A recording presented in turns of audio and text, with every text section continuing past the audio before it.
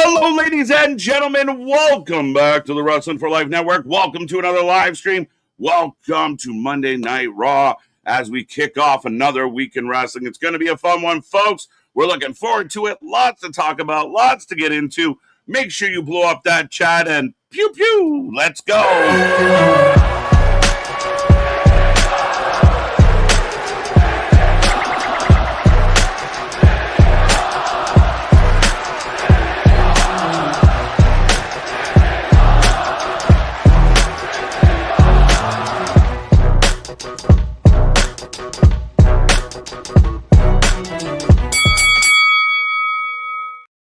Ding, ding, ding. We're live and back at it again, folks. Welcome back to the Wrestling for Life Network.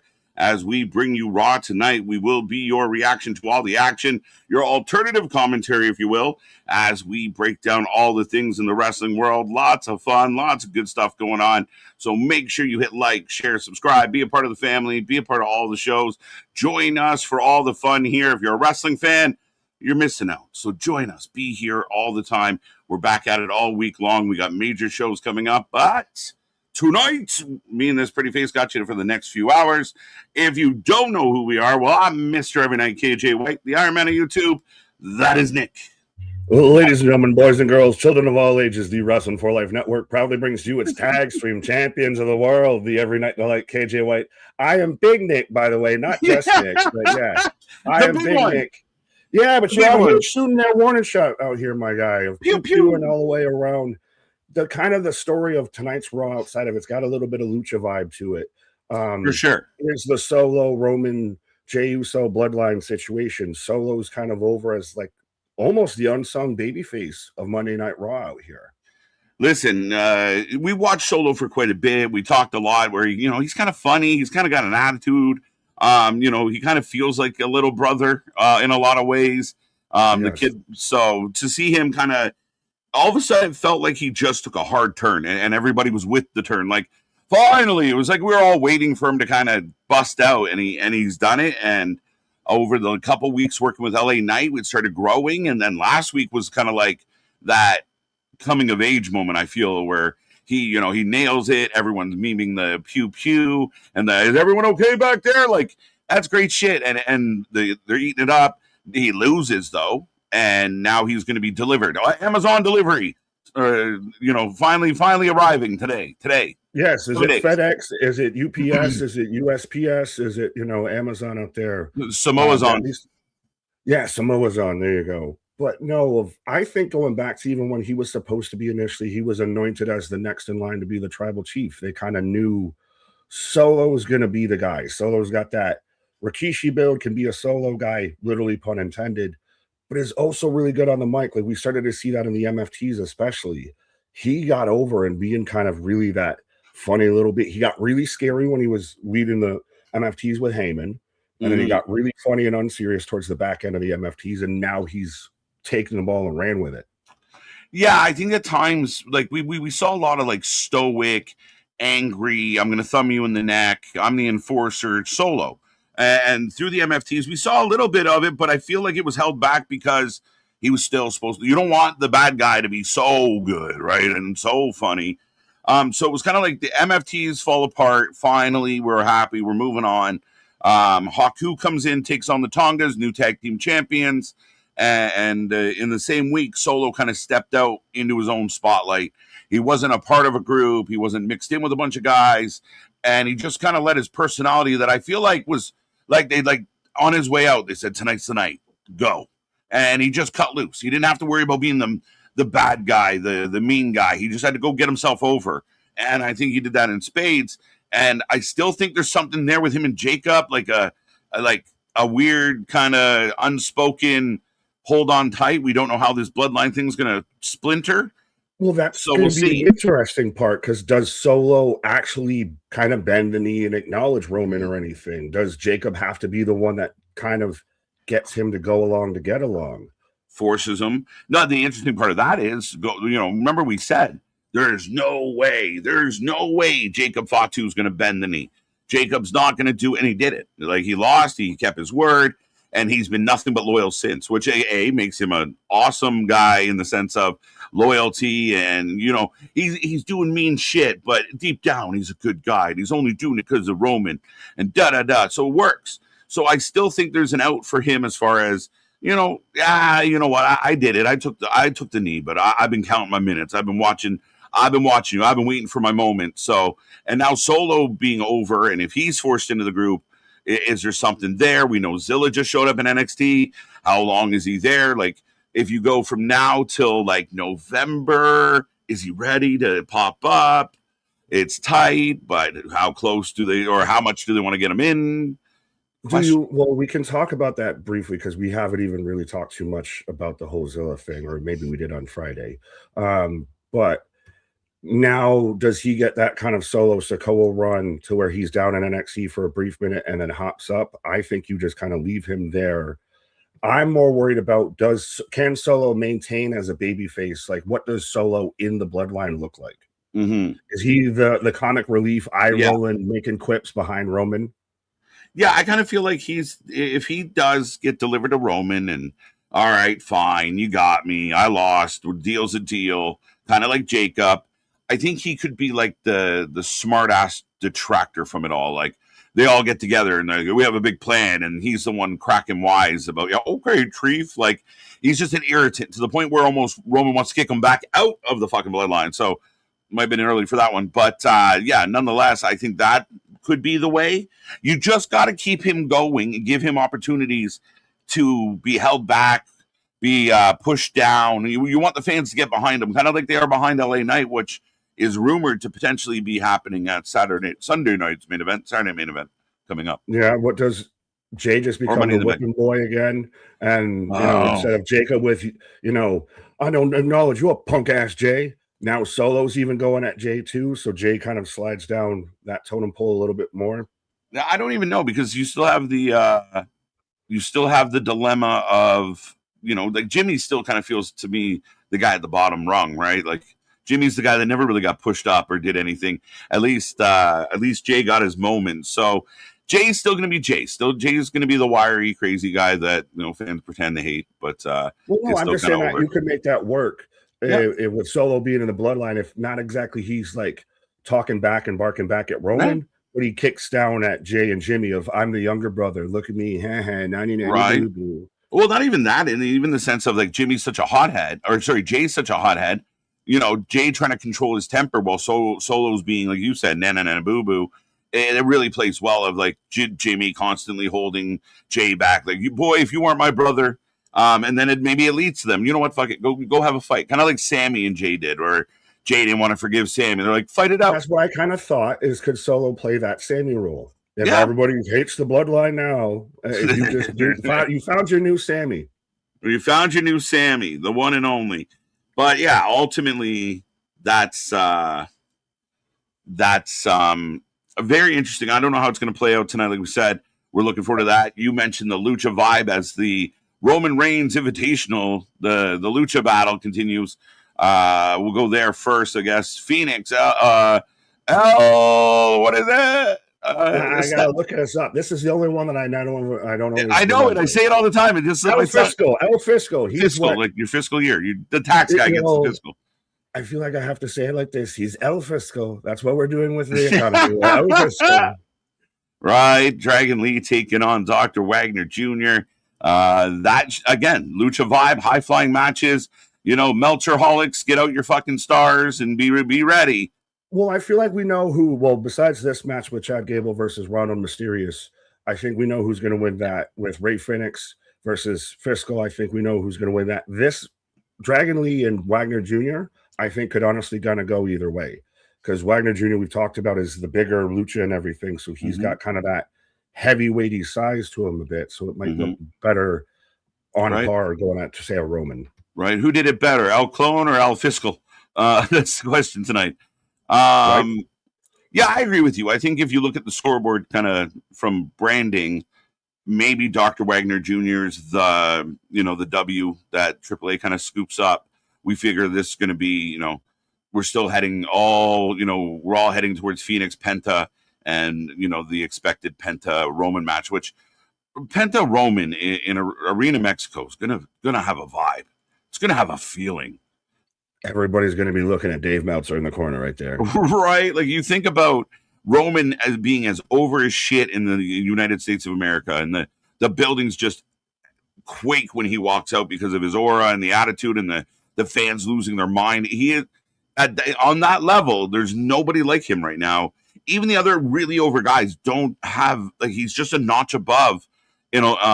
So, and Penta has that big aura in Mexico. Like he is tried and true. This has been an amazing run for him. Signing with WWE has done nothing but benefit him.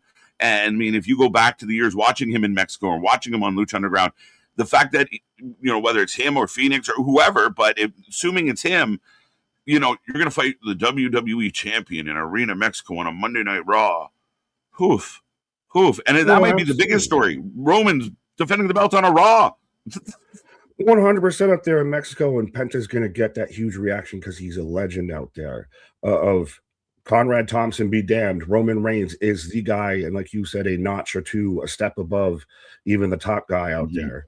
Yeah. But having those two lock up, the only other match I think could have been almost bigger would have been in El Grande versus Roman. But then you almost like, how do you kind of walk away with El Grande losing there? That's the thing, right? You put Grande's in a position right now. I think a lot of us are betting Grande to win the title at Triple Mania. It's going to be epic. Like we talk about celebrations, and this is one of those ones where, like, you know, your favorite Marvel movie, like we kind of know that Grande's going to pull this off at the end, but it's still going to be huge when he does it, and I'm looking forward to it. Yeah, that would be the only risk of making him look weak or trying to find a backdoor out of a match, because you can't let any guy go under in that one. Penta can take the L. It's going to be a moment. Like they'll probably give him a rub. Yeah, no, he's like just big enough that it makes sense, and it's the match to make because he can still take that loss and doesn't lose that much. And they've already kind of teased it. We got the Lucha Bros as a tag team probably after that. I think so. I thought that once they were gonna kind of like he was gonna drop that belt to Gable, now's your chance. And I truly do believe, part of me, you know, kind of watching Unreal and such, Penta might have exceeded their expectations in a way that, you know, they kind of like, shit, we got to keep running with this guy. Everyone loves him. And that's no offense to Phoenix. He came in, a month later or 2 months later and kind of got lost on SmackDown for a bit, still doing good things in AAA. But I think they were like, oh, we'll give Penta some matches and his brother will join him. Perfect. And then Penta blew up and they were like, shit, this guy is legit. Let's go. That's the thing, is the difference in when they got over to WWE is what kind of stilted them joining teams. For sure, 100%. I think Penta's success kind of delayed it. Now I think they're going to get extremely over as a tag team. The Street Profits are missing again. But I think there's potential. I think both companies have some potential. And I think TK on Wednesdays has better potential if he can use it. Yes, but we also, the Street Profits, the Fraxiums, we have so many teams that are MIAs and coulda, shoulda, woulda bees. Is it crazy? Fraxium is going to go from Tag Team of the Year in 2025 to potentially, well, we've decided to part ways. Like, shit. Really? But, I mean, we can briefly, before we say hi to the people and everything, of SmackDown was great, but there was a lot of discussion afterwards about what got cut from it. About an almost a whole hour got cut. That it all became social media exclusives. Yeah, I don't know. Like, it's a weird kind of take in the sense of, well, they knew what fit on. Like, it's not like what something grossly ran over, I don't think. No. So they kind of, is it just like book a 3-hour show because we're about to do them again, and we'll put an hour of it on social? Like, is it practice? We talking practice, Nick? Not a game. We're talking about practice. Right? We got a gangbang on practice. I don't know. They've announced Blake Monroe's first final actual match on SmackDown, so that's good.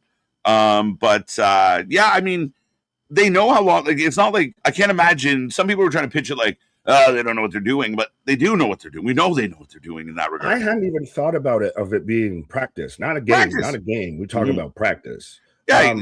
He looks at the writers and says, give me 3 hours. But it's nothing that was cut on the cutting room floor out there that was a social media exclusive was like sorely missed, or would have been a cornerstone of what happened on the show. They were all fine. Maybe the Nakamura thing would have been kind of cool, which they kind of gave it away. If you know anything of it's going to be Takahashi, but feels like it. I mean, ultimately, dude, brother, I think that we'll see how they work it out, but there's times where we're looking at each other going, this could have been an email. So for all the guys criticizing out there, I mean, he's okay. They took some stuff we didn't need to watch on the show and put it on social media. Thank you. Like nothing that was on social media would have benefited the show. The show was damn near a 9 to a 10 out of 10. Yeah, the show was great. Someone I know in our comments gave it a 4. I was like, what do you want from your wrestling show? I see. Like, I don't get it. Pleasing you. Well, speaking of pleasing, the top 3 from last stream, Spaz, Michael, a new name on the top, and Ronan back at it again. So thank you for the top 3. That is your points. The more you chat, the more points you get. Super chat, super stickers get you bonus. So make sure you get in there. Use those super chats. They help the channel. Click the reaction buttons. They help the channel. We appreciate all the love, and we appreciate our members. And Anthony became a member. It's got to be, I don't know. Can I should be able to give him a membership, but I haven't figured it out. Yeah, but no, we've been through this because you've gifted him out just like Bradley gifts him out, and shout out to everybody that we have no control. Out, but you can't control who gets it. Like I am not a member of the channel currently, so yeah. When I see that when I'm on the members only stream, the only way I see anything is because I'm on the stream. Yeah, same. Don't tell anybody though. No, it's well, you have the channel. You are the host, so yeah. But shout out to Ringsider Anthony. Hope you're doing well. You will see Anthony kicking around this week because we got a whole bunch of stuff going on in TNA heading towards lockdown this weekend. Sunday. We're getting locked down, folks. We're turning the clock back. And we'll see how this one looks. Hopefully it's good. Right. I don't know if they're doing every match is in a cage again. No, I thought they were. Isn't that the premise, or is it just a couple? That's sometimes they do all. Sometimes they do a couple. Do them all. You just have the lethal lockdown. Go match. This is what I've been telling TK. Go full anarchy, like a 2-hour anarchy show where you're just like fuck it. People run around aimlessly like fucking a glitchy version of Roblox and just mash each other up. I think they call those stadium stampedes or anarchy in the arenas. But no, you said anarchy or whatever you said. And I thought instantly of Armageddon. I'm surprised that TK has not done the Armageddon Hell in a Cell variant in AEW. Yeah, we'll see. TJ, first one in the chat tonight, looking good. How we feeling, TJ? Heard news about Gunther being arrested. I had not. Did Gunther get arrested? I saw this when I woke up this morning because he was already out there before I was even getting up to go to work this morning in the chat.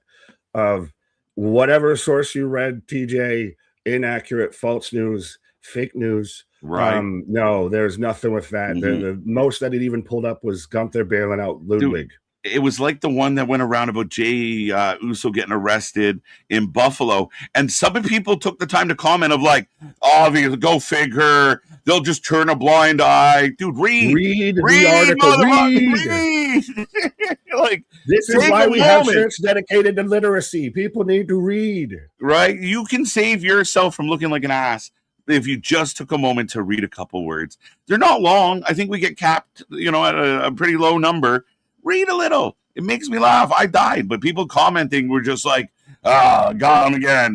This loser. And you're like, yeah. Typical Jey Uso. No, it's because they were joking about the goddamn pew-pews. All right. There's a danger. Understand the words that are coming out of my mouth. Read. Right. Word of the day. Zach's back with us, and it's pineapple juice day. That's some jokes in there for sure. 151 rum, pineapple juice, and Malibu Caribou. Let's go. Eric Isaac, what's up, buddies? Can't wait for tonight's show. Rest in peace, Hayden Panettiere, star of Heroes, Nashville, and the Scream movies. Sad, 36, bro. 36. I mean, It's sad when you that's hear this. crazy when it's somebody that's literally, she's a year younger than me, so pretty much grew up literally watching her on TV the same age and everything. But yeah, that's and to my knowledge, ignorance is bliss, I guess. I don't know what exactly happened, what caused it, or anything like that. But it's sad, a little that unsure, out of nowhere. Yeah, it's unsure. There was apparently a reported cardiac issue. That's as far as I'm going on it. I will not speculate at all under these circumstances. And for me, it's Remember the Titans. Like right away, like when it's Remember the Titans, it's heroes. I admit, didn't dive in. Blind? What are you blind? She was great. Like, but yeah, tragic. I mean, you know, especially as you get into your middle years, you're like, oh man, like, no, y'all come with us. Don't, like, you're making me think about my own possibilities. So yeah, why you gotta be my age? Why you gotta be my age? Right. You're supposed to be 80 when this shit happens. But yeah, T's and P's to anyone affected, and sad to see her go. Facts. Ronan back with us last Monday. Jay Uso promised to deliver Solo to the tribal chief and did just that. Now Solo has no choice but to fall in line. Said the same thing about Jacob. I said it wouldn't happen, and it did. It's going to be interesting because, again, the big issue, the big worry to a lot of people is if he goes, does he stay babyface? Does he keep everything he's got right now? Because what he's got is cooking. Yeah, you can't turn him just back into like miserable old Solo that stands behind Roman with a, you know, with a scowl. You got to keep him funny. And even if it is like the bloodline super serious about their job and their day and what they're going to do, and he's just effing around, yeah, that could work. That could keep him happy. You can't muzzle him right now. You can't muzzle him. No, you gotta keep him going like this. Like, it's too fun. And he's quick. Like, I don't even know, you know, we talk about some of the writing that goes on. I don't know if all of what he's doing was told, like, hey, when he goes pew pew duck, he was like, where did you think of that? Was it on the spot? So it's intriguing, but it definitely asked the question. And it took a week to deliver Roman, like I said, through Samoa's on to get him delivered. So there he is. But Maddie becoming a member for 16 months, our buddy from down under, saying if you don't like the WF, oh wow, I forgot my own acronym, WL, because it's wrong, Wrestling for Life Network. There we go. Then you're cursed, and apparently my tongue is cursed at the fucking moment. There you go. It did the exo de facto reflecto on you out there. Right. Damien back with us. ABJ, how you doing? How you doing? That's a long one.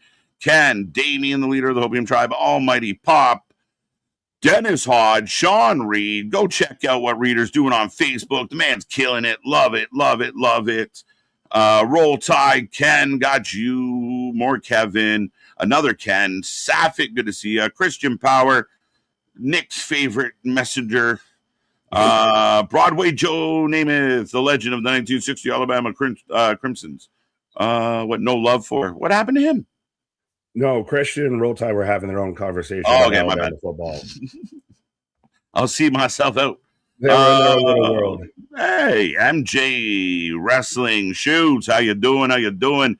Welcome back. Looking forward to Solo and Roman. I think a lot of us are.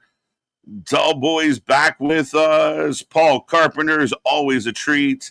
Welcome, sir. Good to see you. Good to see you. He's not a doughboy, though, because he's out here with the Wrestling for Life. He's more, he's doughboy. We got to call him doughboy now. This ain't no fucking motion picture. Sappit, let's go. Ken, let's go. Jose, our favorite Southerner. How you doing? How you doing? How you doing? Lots of ones, big ones popping up. We will circle back, but I want to make sure we click on as many names as possible. Another Ken. We got the Kens hang out. Spazzer with 10 bones in the bucket. Nick, if you want to hear me out, ex-TNA stars in AEW have had their action stopped. They are now called TSA, totally stopped action. Ex-WWE and AEW have basically become zombies, so they are now the Walking Fed. There, we're splicing up the tribes even thinner out here now. I think that's great wordplay, sir. I appreciate it. I appreciate the super chat that comes with it. Can anybody name like somebody that signed from TNA that you're like, they're doing pretty good right now? Kevin Knight, is he the only one that feels? Yeah.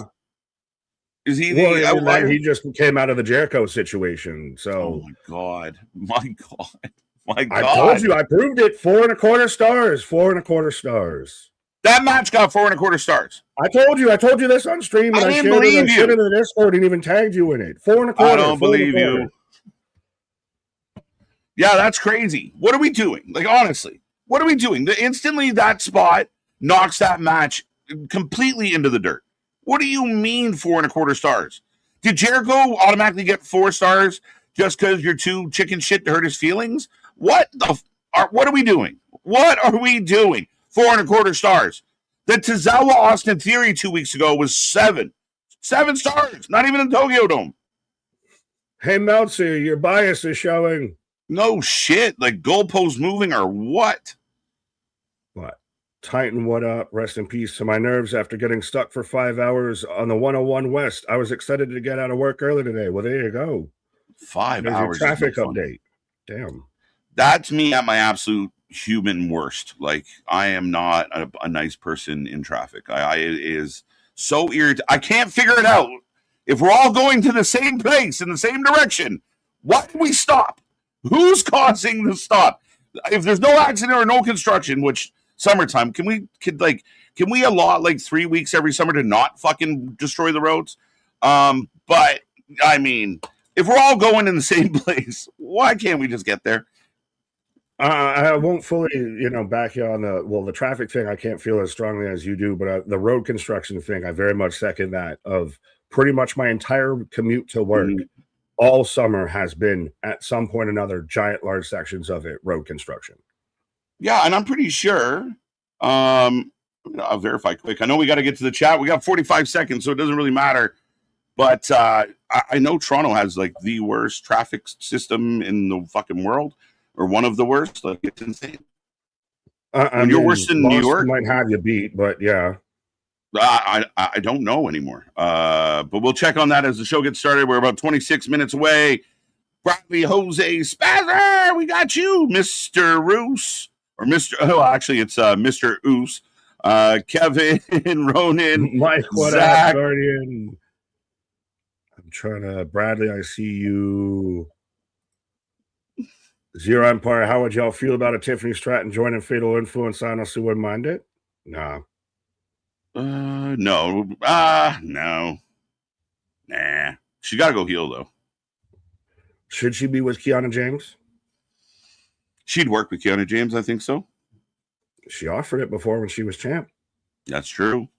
5 jewels from Roderick. Treat. I don't know what that means. Are we treats? No, it's the emoji thing that shows up. Did it show up? I didn't see it. We're Yum Yum. He's giving us a Yum Yum. Yeah, we're getting it. Yeah, Yum Yums. We're the treat, the snack. The whole buffet. As I'm waiting for a Netflix logo. Netflix logo. Netflix logo. Then? Oh, I might just stop just to be safe. Now? I thought it was a bit ahead. I must adapt too hard. Randy, Drew, Liv. Yes, no, we're spot on. Forever! Yes, we're amazing. All right, ladies and gentlemen, you can match up with us wherever you're watching. We are together. Yes. So you can line up with Nick and I. Let's see what Raw's got. We go live. We go right back to Solo. It's the biggest talking point out of all of it. That's why even when I was doing the call outs for tonight's stream and everything, pew, there's one of the, yeah. I sat there and shared 4 posts of everyone using that man with a green screen behind him doing the duck. Right. Everybody all right back there just is the meme that keeps on giving. Oh, yeah. It's great. And like, I have a t-shirt in my closet I've had for a while. This says Pew Pew. I've worn it on the show a couple times. So thanks to Solo, he made that t-shirt relevant. Like, oh, good. There you go. There you go. It's not just a shirt anymore. It matters. It's a wrestling shirt. Oh, they're going to replay the duck. It's the best moment. It's the best moment. I still say, I will point out, and it's a light thing. It's not a major thing, but just like a kind of a quirky thing with this is they had left him alone. They were on separate shows. You were running your thing. We were doing our thing. And then you showed up here, motherfucker. Like, why are you telling me to leave you alone? Yeah. If you follow Little brother, along. little brother. Exactly that, though. It's the little brother syndrome of I'm going to keep getting right. You. He smacked me in the back of the head, and I whooped his ass, and he was wondering why. I did nothing. Right, but JV, real quick, I see you out there. Been a minute, my guy. JV. Jose, I don't believe Nick either. Fair enough. I wouldn't trust me either. I don't believe you. Scream murder. I don't believe you. Murder. Gonna leave you. Murs, what up? Get well soon. Doctor of Style. That almost flowed. Murs.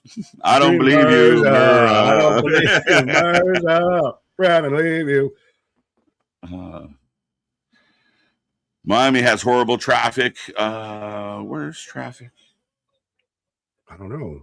I'm curious. Well, now we're our little side talk today will be the traffic update. You do sound like you got a voice that would be given the traffic update. Right. You're more in the helicopter. Let's go. I'm in. As we're getting Gable outside with the fans and everything. Solo's taking on Lyra tonight, which have you ever watched It's Always Sunny? No, like I mean, I've bits of it. I promised the chat that I would, so I'm going to because I said I would. I just haven't done it yet. Fair enough. You sound like Anthony with Austin Powers. At least no, he's refusing outright. Yes, I know. I was about to say, but no. For anyone who's watched it, if you know Salt the Snail, that is what Lyra out there looks like. She looks like a goddamn slug, a snail of a human being. Maybe it's the North America. Roll Tide, I see you. Jordan Smith, what up? What up? Are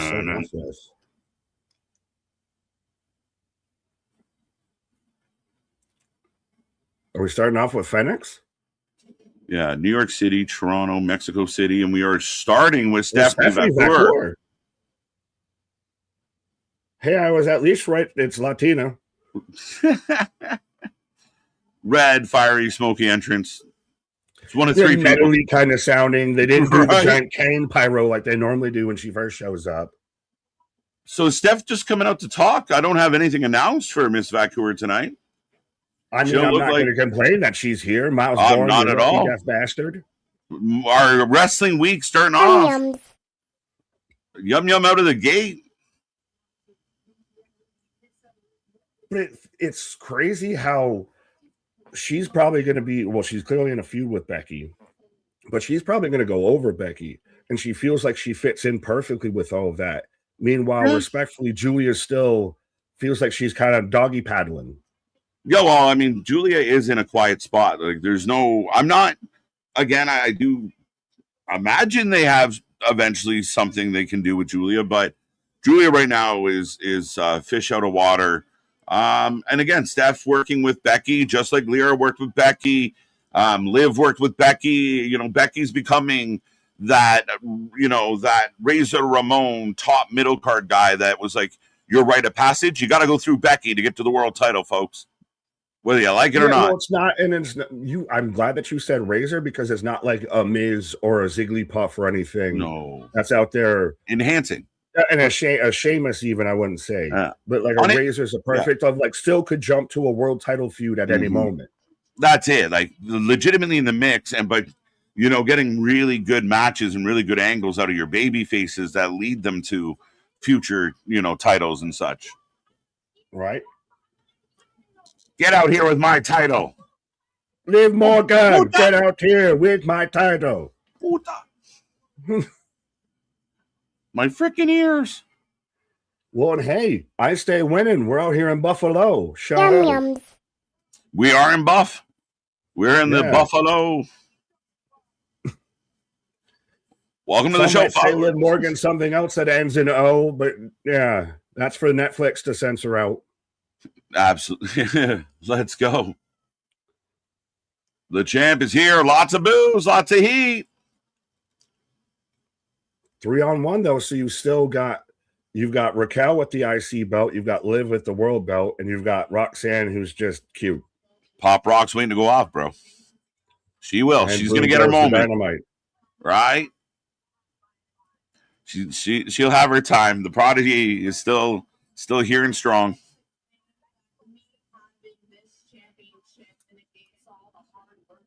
Do you think that they just do a triple threat? Becky, Liv, Steph? I think it's highly possible.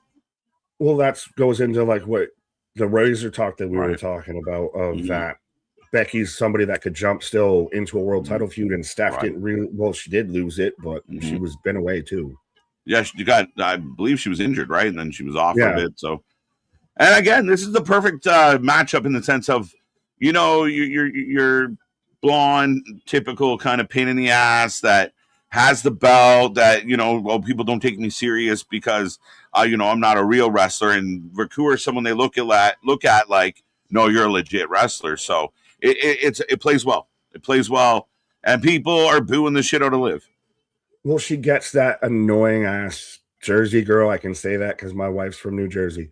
Of that whole kind of attitude and everything of I'm the greatest of all time. Yeah. You're like, this was going very well. Yeah. This was going well. Then you did that whole open mouth thing, and it's just not working out because But Bradley is correct. I apologize that I probably should know this, but Bradley, are you Canadian or you just know our places well? That's crazy. But Markham is a mess. But yeah, no, I don't want to deal with that. I feel like Bradley might just be out here doing all of his research. He's got everything locked down. He knows all the stats. There you go. Markham, eh? Okay. North of Toronto. Gage, like where Spaz lives is a place I've lived on multiple occasions. And it's a shit. It's falling apart. I mean, I always say I live in the hood, DA hood. Dude. See? That's right on. Michael Buffer ain't got on Liv Morgan with holding a fucking note. Pause. Come here. Call her a puta again. It's fun. I don't understand why Ospreay's trio match. She's challenging Omega is in a different trios matchup. All right. They announced some of the matches for Dynamite, and we can talk about that in the commercial because I did see Almighty Pop 2 had a New Japan statement and everything that we can talk about because Jeff Cobb showed back up. Corner to Cobb's back. So, Jeff Cobb? Wait, when did what? Jeff Cobb showed back up in New Japan at the. Oh, in New Japan. I thought you meant AEW. No. I was saying, sorry, of that. There's a couple matches already announced for Dynamite, and they're both trios matches. Yes. Now, I also believe there's going to be a trios match, but there's also a sit down with Renee Paquette Yes, there's that, and then you have the Bucks, and you have the Elite taking on the Callis members of the Callis family. Headbutt. Honestly, though, I had to do a double take to make sure that was Liv Morgan and not Sol Ruca. Yeah. I had to do a triple take to make sure it wasn't Charlotte Flair. Yeah. IndyCar was there. Yeah, I've been to the Indy. Love it, Bradley. All right. So Liv Morgan, Roxanne. 3-on-1 game. So now does Becky come out and help Steph? Who comes out to help Steph? Yeah. Here she comes. Triple Air-Cage. Yes, we've got her in a vulnerable position. Let's all stop to look at the entranceway when we could just be beating the out of her still. I mean, someone should address the person running in, but not everybody should address it. Right. Generally, so now Becky's going to beat up all three members of the Judgment Day. The Equalizer. Go ahead. They're chanting Becky. For all the Becky Hogan talk, they're cheering Becky. She is still a star. Like you nailed it with saying she's Razor Ramon. Oh, this got a little clunky, but Becky bumped into Steph, and Raquel rolled out of the ring like Steph hit her with the biggest punch ever. Oh, here we go. Triple threat. Spinning around. Now, I get why they're getting in each other's face a little bit, but at the same time, she just came out and helped your ass. The least you can say is thank you. They bumped each other. And wrestling, you're not allowed to bump each other. Well, now they're shoving. Oh, wait, Liv. I like that. Let's go. Liv got her. Out goes Becky. Oh, 3-on-2 handicap match. Sounds perfect to me. That sounds like wrestling. I mean, sounds like it would be sense. Well, we've got 3 matches announced tonight. Yeah. You can fit a 4th, maybe a 5th if we're lucky. Mm-hmm. Yeah, maybe. Depending on how many commercials and promos. Yeah. Pop rocks. Crowd. Oh, there you go. Crowd went quiet. And I mean, in the sense of nobody wants to watch Stephanie get beat up. Yeah, but I do love them camera angles. How are you doing? Cameraman gets an A+ tonight. Yum yums. So, do Steph and Becky now need to find a third person to kind of balance this out? Or because you just had, the heel was completely mollywop both of them. What do they do to kind of even the odds out here? You've already lost 3-on-2. You do 3-on-2 again. You've already said you're going to lose. Yeah. Is this a spot where Jordan Grace might work? She's been gone. I know technically, you know how loosey-goosey they are with what brand you're on. But hey. We got Solo with his bros. That way. And the Usos are in a good mood. Solo a little quiet at the moment. Look, they're having fun.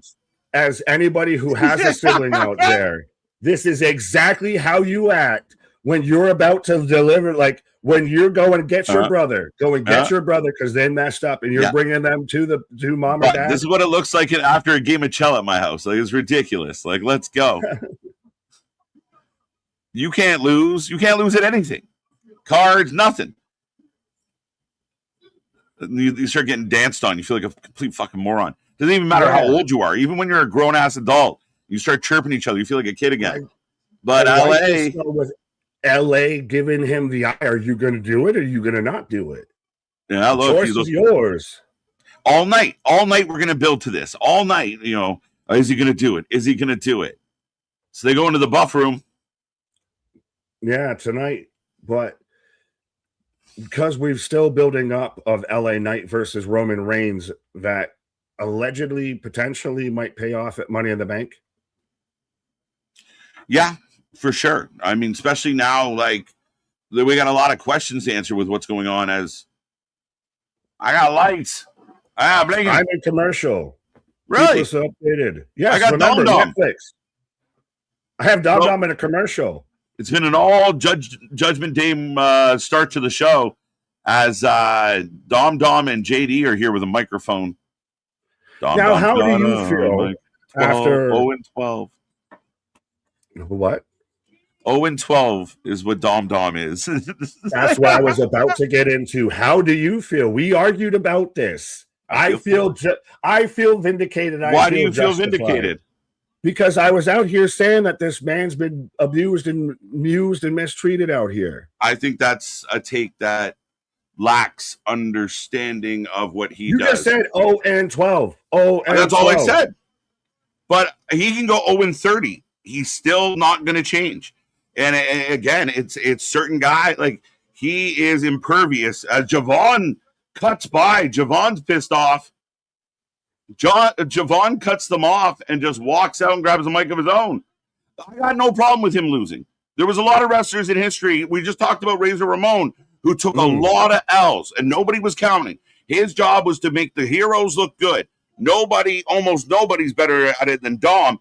And some of the podcasters out there acting like all of a sudden Dom was a main eventer who's getting mistreated. Shut the fuck. He's a mid-card guy doing mid-card things, and he's still getting the shit booed out of him. And until the crowd stops booing him, lose. He's putting over baby faces. But he's currently a world champion. You're currently setting him up to have a match with. He's about to lose. He's going to lose. But you should still have him built up as the biggest threat. That's how you get the biggest pay. Because he's the cheater. He's the weasel. He's the worm. They're not He supposed doesn't to. look like any of that matters because he doesn't get any help. He doesn't get any wins. He's sitting there just racking up L's. He's It just a doesn't look pain like he's in the capable of ass. catching a W. And he's going to lose to Grande. And you know who the biggest star in Mexico is right now? And is going to be even bigger when he beats Dom? Grande. And then Dom will win. Dom's not going to lose. Make him look Dom's like not going to lose for the rest of his life. He looks like a clown. But he doesn't. He is a clown. We all hate him. We love booing him. We love watching him go under. And that's what his job is. Now, he's in, we're going to get JD versus Javon next. But that's his job. That's what he does.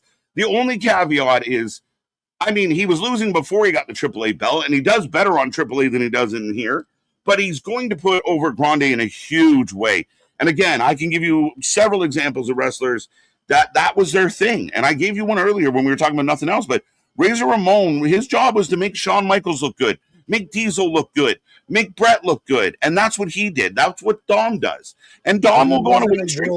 Dom will be WWE champ one day. And again, people acting like they give a shit about what's happening in AAA or like it's impacting it. It's not. Nothing has changed. Zero. The fans still boo him. The only people that are perplexed by it are the smart wrestling fans that know so much that, he looks. The fans don't give a fuck. They're not paying to watch Dom get W's. They're paying Dom to go under. And we don't expect him to be this guy that can't lose. He was a guy that was out there at a viable threat on John Cena's last retirement tour. Really? A viable threat? And to cut him on the way out there, there's no way. There's no way we were talking about him as a viable threat. No way. They gave him the IC win. So look, he got to beat John Cena. What are we so mad about? Right, and now he's losing to Danhausen. Who gives a shit? It doesn't change. Nothing. If you can tell me one thing on the show or one thing with his booking that's different, I'll listen. But nothing's changed. They boo the fuck out of him. 0-12. But nothing's changed. It doesn't matter. It doesn't matter. If he wins tonight, it won't change how we feel about him. It doesn't matter. It only counts to the guys out there that are in the stats in wrestling that, as we've proven, the 12-0, 13-0, 1-0, like it doesn't matter. Right could hold a title in WWE. Your record never mattered. We didn't even know people's wrestling records once upon a time. Your winning streak or losing streak, unless they made it a story, meant nothing. And nothing has changed for Dom. Nothing. Are they still booing him? Yes. Is he still thought of as a little pain in the ass prick? Yes. Is he still in Judgment Day? Yes. So what has changed? The smart marks think it's perception, but it hasn't changed. The fans still are reacting to everything he does. Nothing's changed. And everyone says it, but they can't back it up with, okay, he's lost 12 in a row. They just keep saying, you lost 12, you lost 12. But what they're not saying is, and then this happened. Nothing happened. Nothing. Because he's been out there just catching all these L's. Do you actually believe right now, honestly, does he seem as credible that could beat Chad Gable? He hasn't changed. He was never that credible. He's a mid-card heel. He was never going to be like, oh my God, he's going to fight Roman for the title. No way. And if they did it, he was going to lose. You really think, Dom was like an in there number one top? I think he's now even below even like the IC belts and everything. No way. You said he's still AAA champion. He's a world champion. Right, and they're running that down. Well, so what? He's still got the belt. It doesn't matter. And the fans are still booing and they're still cheering Grande. What has changed? He does nothing. Not seem to me. He does not seem as an actual viable threat to leave Triple Mania as champ. But he's not going to leave Triple Mania with a champ, so nothing's changed. I don't expect him to. You should tell me on the story that you believe that he's going to lose. See, this is the internet fans trying to be super fucking smart about shit. If he was 12-0, he's still losing. My perception hasn't changed. Zero has changed. Some wrestlers can lose, and some wrestlers need to win. He's one that can do whatever the fuck he wants. We still hate him. It's like Logan Paul, kind of. Logan, I think, has lost more than he has won because we don't care. We just want to boo him. He's there to make the good guys look good. Jose's got my closing arguments. Bah. I don't like people are acting. I love how wrestling fans always work retroactive. Like we're not interested in something, How can we and act then proactive? like what? What? What? I said, how can They're we always, act proactive? I don't think so. Not some wrestling fans anyway. But I think like even like we saw it with at times with R-Truth or Karrion Kross or like after the fact, they're like, oh, I can't believe they let so and so go. He was amazing, and you're like, nobody give a fuck when they were booking him. No one cared when he was here. But now that they release him or they're not using him, oh, he was so good. He could have been a thing. Dom Dom's losing. He could have been world champ. Nobody felt that way. They were like, if they had booked Dom in a main event program with Roman, people would have shit all over it. What is Dom doing in this spot? Nobody believed it. And that hasn't changed. We want Cross. We want Cross. Yeah, there you go. We want Cross. Right? So that's my take on it, is I don't think it matters. And once upon a time, your win-loss record was like irrelevant. We'd see guys all the time lose, and we had no idea if that was his first loss or his 12th loss. No one talked about it. No one cared. AW, thank you for bringing that into the fold of keeping track of records. Yeah, that's why they abandoned that, because, oh, wait a minute. That guy's 34-2, and he doesn't get a title shot, but that guy that's 3-1 does? Oh, shit, maybe we should stop talking about this. Because it's fucking the wrestling show that we've built for smart wrestling fans that are nerdy and keep track of stats. When they keep track of stats that don't line up with the stats that they've kept, they get mad about it. It's like Goldberg's streak of how do you go from 17 to 172-0. Listen, I'm surprised Dom has lost 12 matches in a row. I do, but I get it. And I get it as a guy that's watched a lot of wrestling, and I'm not saying others haven't. I'm not making that stand. It's just Dom hasn't been in, like, everyone's treating Dom except a handful of internet fans that were like, I thought he was a contender, but now I don't. Nobody really took Dom serious as a world title contender. That's bullshit. I'm calling bullshit. The world title of I'm still now like the Intercontinental reign. Even now feels a little sussy a little bit. Not really, because he was a good heel. Heels, yeah, but now he's kind of just a good jobber. This is why less and less people are tuning in on Wednesdays, and why they're selling tickets. You know, they're selling less than $2,000 tickets to their flagship show. Is when you're not willing to make those hard decisions and put people in those roles, and you try and make everyone equal. It's porridge. It's porridge. It's boring. It's bland. Everyone's the same. Siobhan kicks JD in the head. I didn't even get a poll up. Pause. Yeah, no. This match has been crazy. We've just been yelling about Dom Mysterio out here. I saw somebody. Oh, Frank out there. Chat. The uncles are arguing. It happens. Spaz with $2. He's Jeff Cobb. Boo. Name change. No, he went back to his old name. Dude, Spaz, he'll fight you, man. That's. I will fight you on the beaches. Oh shit, Javon down on JD. Hell of a match. JD's such a good wrestler. With his Lord Farquaad head. Yeah, no, he's talented. Prince Devlin. Jordan Devlin. Yeah. Words. Names. Triple H is punishing Dom. This is a Vince Russo, Jonathan Coachman theory. It's horseshit. They don't know. Jonathan and Vince pretend they know stuff. They don't. Vince Russo, we've seen what he thinks wrestling should look like. They're what? No, sorry. Well, no, because it instantly falls in on itself because how can you punish him because he wouldn't have been speaking out the booking until he was already getting booked, taken hours and everything. So which came before here, the chicken or the egg a little bit. This is an example of nitpicking the storyline to suit your argument. Dom's been doing this shit for over 2 years. Like, this is Dom. Like, Dom's been tweeting all types of shit. This isn't the first time he stepped out. And he was supposed to disrespect and be rude. He was disrespectful about John Cena online. Again, they pick and choose, and they don't have a fucking clue. Two of the worst people on any wrestling production in this world is Jonathan Coachman and Vince Russo. They are trash. They are terrible. They are bitter bitches. Hashtag that. They are bitter bitches, and all they do is angle everything to go, bad WWE, bad W. I could have booked it better, bro. No, you couldn't. We know you couldn't. You're full of shit. They're auditioning for clicks. They're auditioning for jobs. They're still halfway trying to, get in good graces of Tony Khan of bit it feels, because like Coachman randomly throws out the story of Braun Breaker and Logan Paul not getting along backstage. Like Dean has a goddamn clue, and even Logan Paul just says, "What the fuck?" Like, Javon, nice win. That was a hell of a match, even though we were chatty.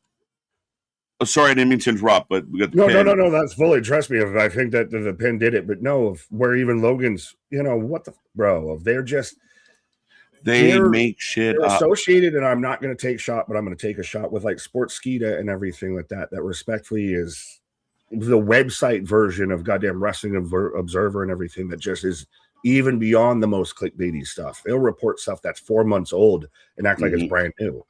Yeah, they're full of shit. They're full of shit. And again, Jonathan Coachman, this Dan Howe. Oh, wait a minute. Big Bill on Javon again. Big Cass is back. Now, how do you feel about everybody paying attention to online about how little Corey Graves has to say every time Cass is on screen? That's fan stuff. Get the fuck out of here. The man's a professional. And and Big Cass wasn't the only one that, how you doing? So moving on. I mean, he'd be quiet a lot more, I think, if that was the case. Right. Maybe, I don't think there was any bad blood between them that I know of. I don't think it was like I jacked his girl. It was nothing like that. So I think fans love making shit up. I really do. They're so bored. So this is, again, so we're talking about two fans, as we're two fans, with Coachman and Russo. This Big Cass, and you take one of your biggest baby faces, and you have this big guy come in and just dunk on him, and it's perfect. Are you still surprised? No Enzo. Now, granted, Cass, Big Bill, W. Morrissey out here. Mm-hmm. Out here with the abs and everything, looking like Test reincarnate a little bit. But wait, no Enzo, we're just no. Yeah, I ain't done, sir. Bitch. May I have another? Yeah, I ain't done, bitch. Where you going? We just getting started. That's all you got? Is this starting to grow on you? Because I haven't been the biggest fan of Cass just really kind of coming out and just throwing people around and walking off. Listen, the Enzo thing, we thought maybe Enzo and Cass reunite to come back, and I agree. If Enzo returns, there's going to be a pop. But they were giving us these vignettes where it was a very serious Big Bill talking. Oh wow, Javon, Tope, throwing the fists.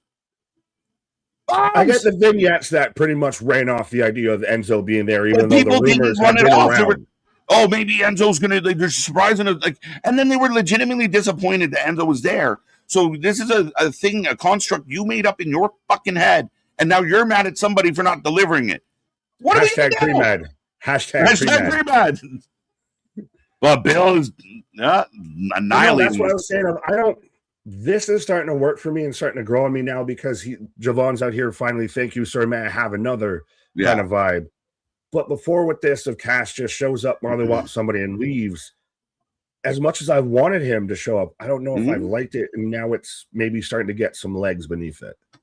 I liked it because I was curious as far as we were going to get a Big Cass run. Then he broke his leg. Then things went sideways.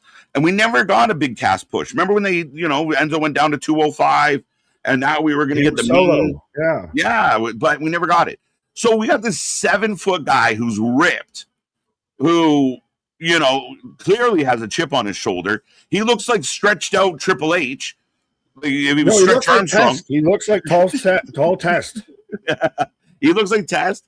And you brought him back serious as a heel, a guy that you could see him taking on a Roman, like this.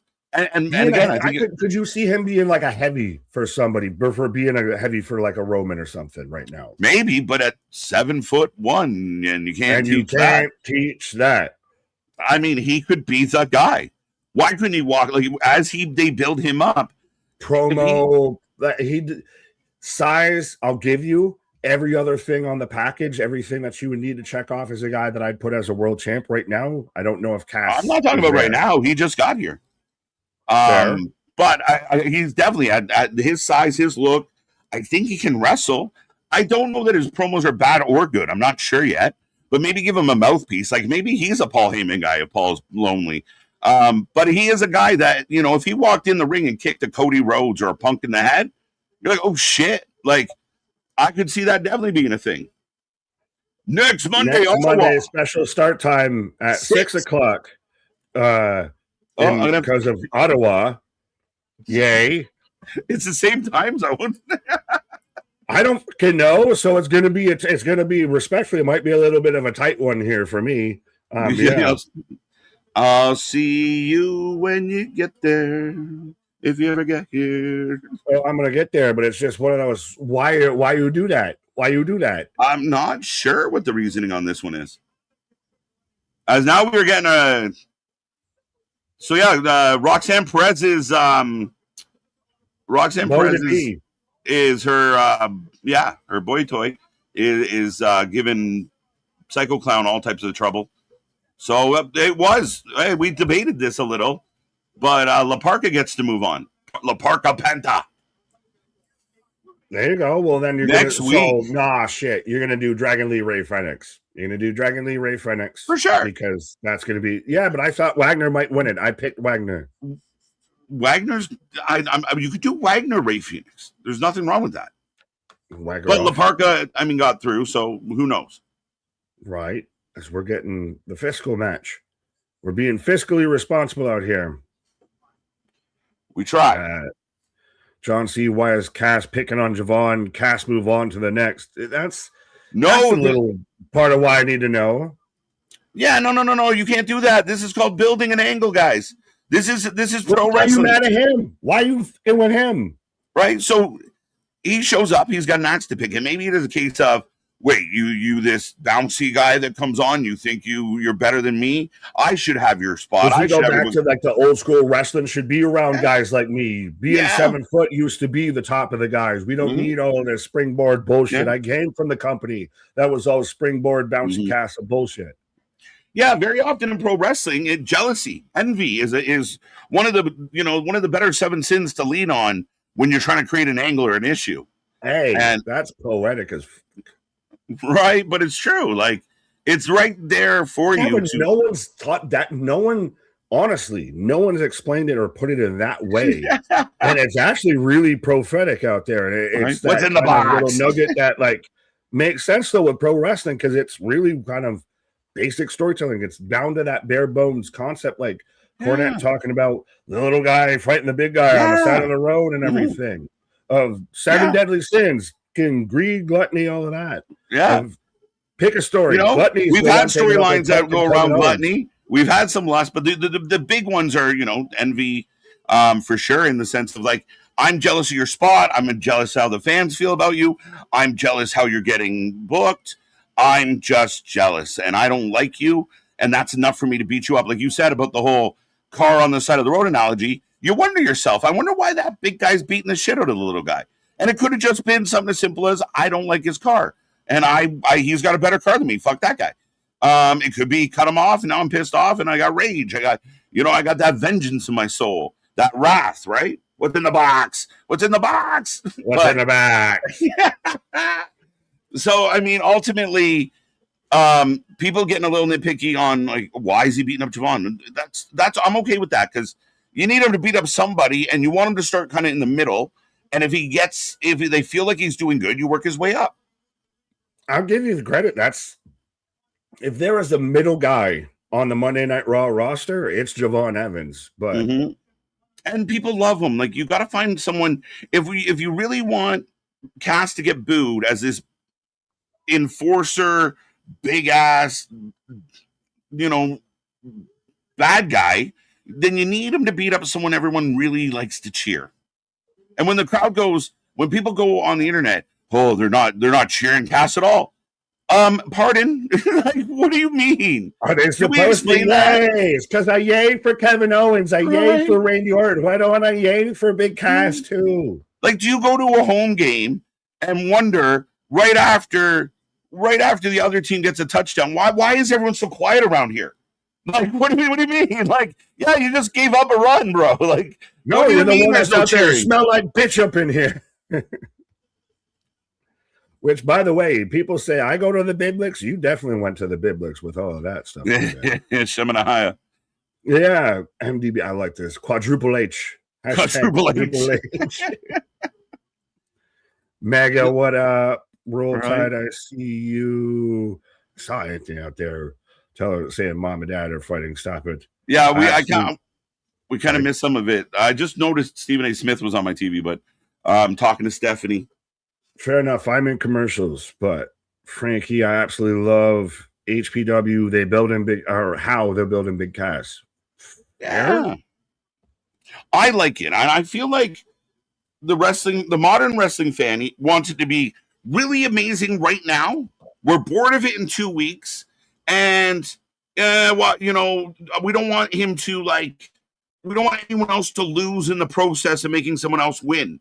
I don't know how we do this. It's like the kids that grew up with no scoreboard are now like demanding, like, nobody can lose. It's for fun. Like, Participation Trophy Pro Wrestling. Participation Trophy Pro Wrestling is what we have right now. All right, folks, we're getting the next match. I will put a poll up, and then this match should burn. And we just got a Javon match that don't sleep on the fact that Javon and JD just put on a really good performance. And that's a smart part by the people are going to miss. They let Javon gets the win on JD. Yay, Javon looks good. Big Cass kicks him in the face. Oh, he looks bad. Right? They're going to focus on the Big Cass part. Yeah, well, don't sleep on the fact that we were arguing through most of that match, that was a good match. It was good. But even then, still, too, I really did like when Javon pulls out the, hey, that's the best you got. Yeah. And then still kind of has one last little bit of fighting him and then still just gets stomped out and laid out. Yeah, if you think of like Meatballs, Revenge of the Nerds, fucking Mighty Ducks, like you go through history of the underdog stories. Quack, right? Quack. But the first time the good guys face the bad guys, it's a murder. They dominate. They there's not even close. And then the good guy has to regroup. And how do I overcome this mountain of a man? That's what I think is happening here. Fair enough. It's, oh my God, a fucking Power Ranger. Yeah. Who told you you can eat my cookies? My cookies. Yeah, I know I stole your comment there, MDB, but yeah, it's goddamn Power Ranger. Fiscal is a goddamn Power Ranger. Like I said, who did it better, El Clone or El Fiscal? El Clone trying to be a hologram. Fiscal is just trying to be fiscally responsible Power Ranger. Is hologram still hurt? I don't know, because he got involved in one thing and then kind of went away again. Right. Big ass bad guy. That's Mark Davis. That should be on his t-shirts. Big ass bad guy.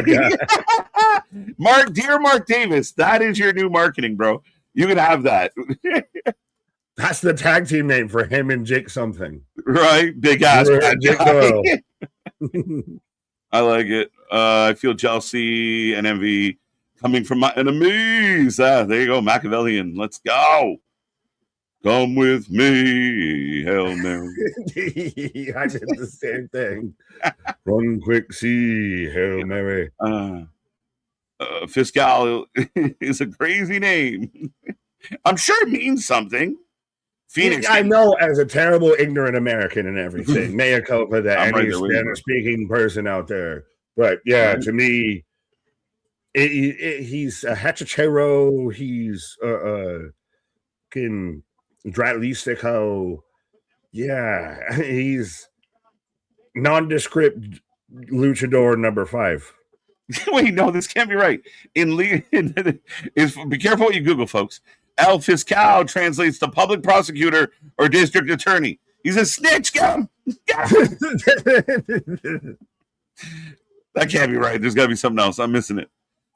But I'll be right back, actually, before it gets too long. There you go. We're already like this.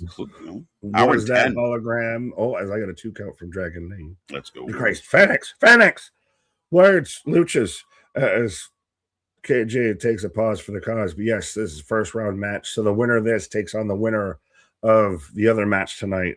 So, like I said, they're probably going to do Ray Phoenix versus Dragon Lee out here, and you'll get Phoenix and Penta that'll advance to the semifinals, and they'll have a fucking barn burner, and Pence will take on Roman, and then coming out of that, you get the Lucha Bros as a tag team.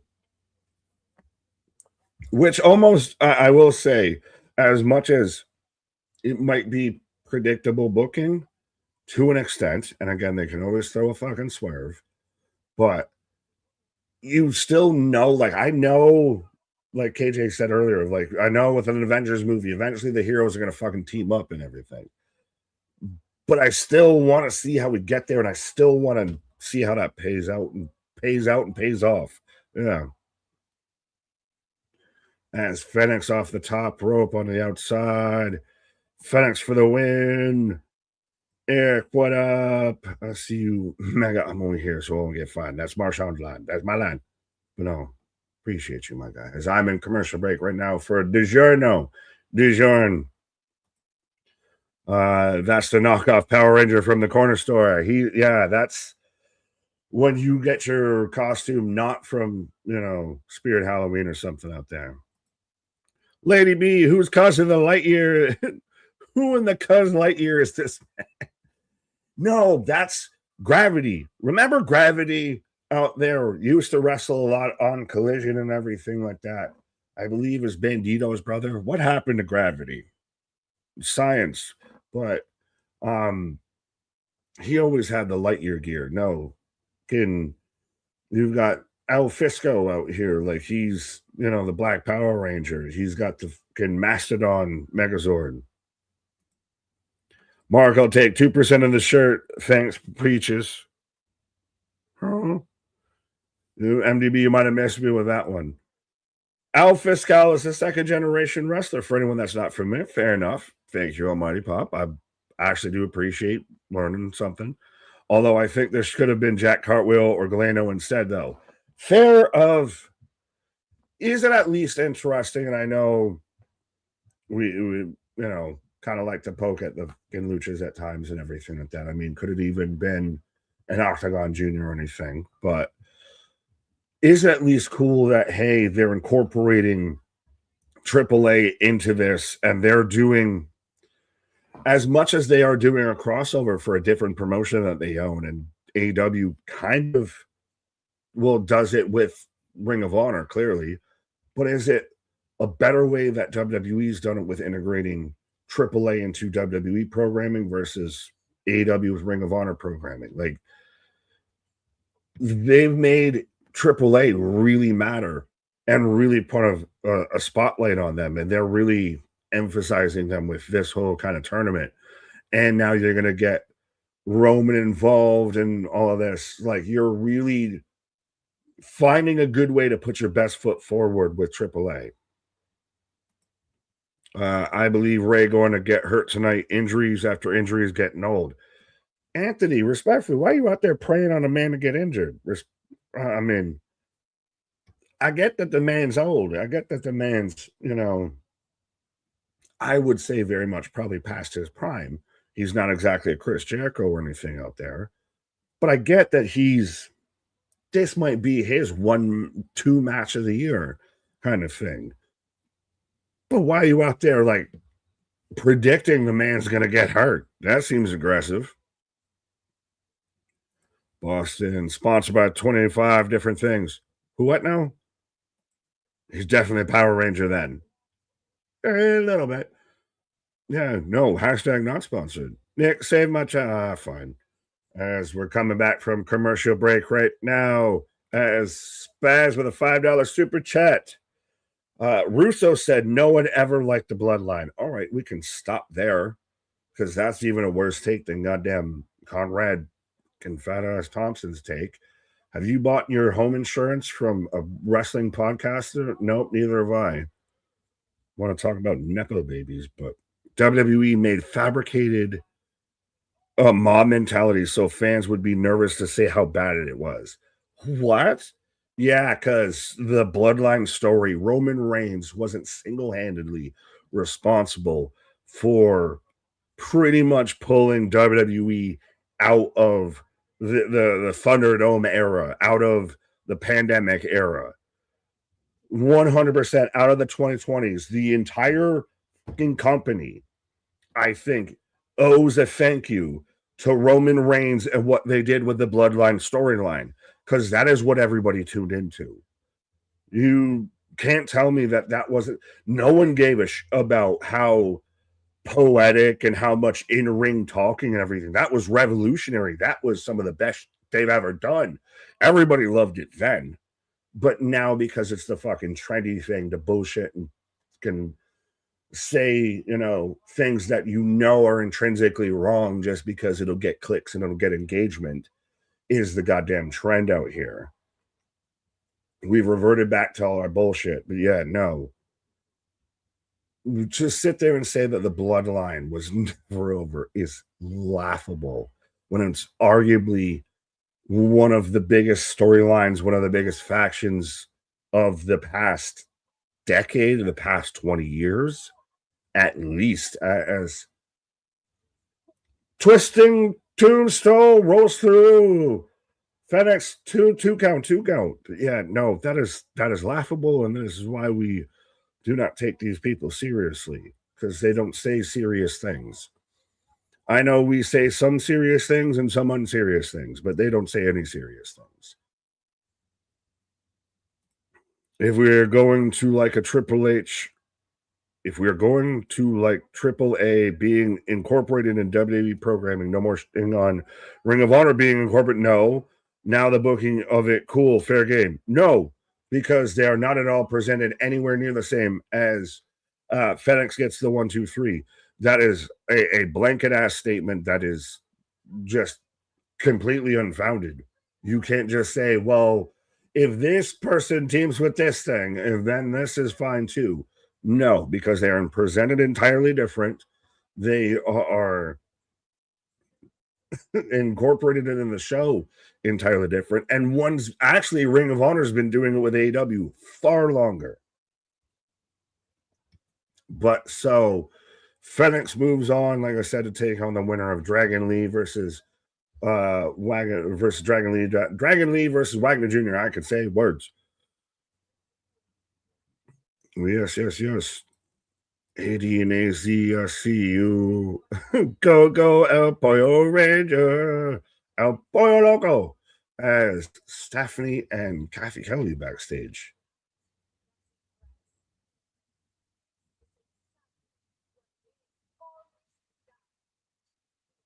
So Steph out here going back at Liv. So again, with the opening segment, do they do the divide and conquer kind of strategy between Steph and Becky? Or do they need a third? Yeah, as Becky gets involved. Shout out Becky's shirt, by the way. Goddamn looking like a Kendrick album cover.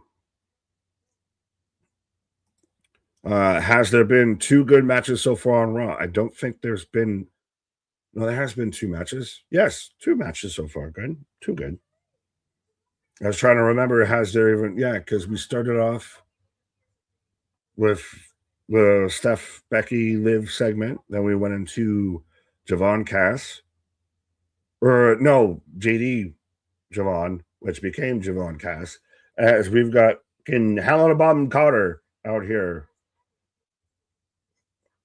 Goddamn Lady Voldemort. Or what was Helena Bonham Carter's, Tim Burton's wife's character in Harry Potter? Because that's 100% what this woman is at this point.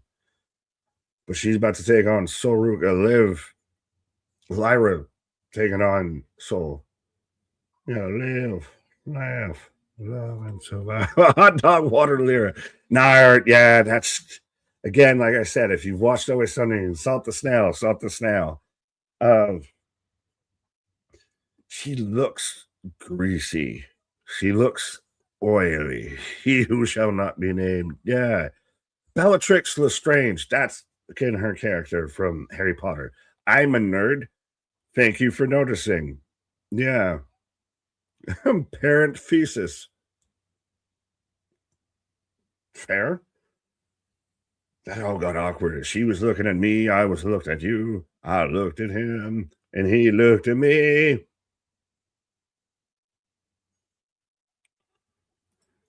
Ronin Mexican Muscle Buster 2-0. Bye bye. Nope. I cannot say it. Fairs. I got Soul Ruka coming out right now. So let me know, folks, who you got. What you got? Soul or Lyra? She even looks like the goddamn prisoner of Azkaban out there in this. I saw a lot of people saying, so they let go of Nikki Cross so they could just make Nikki Cross.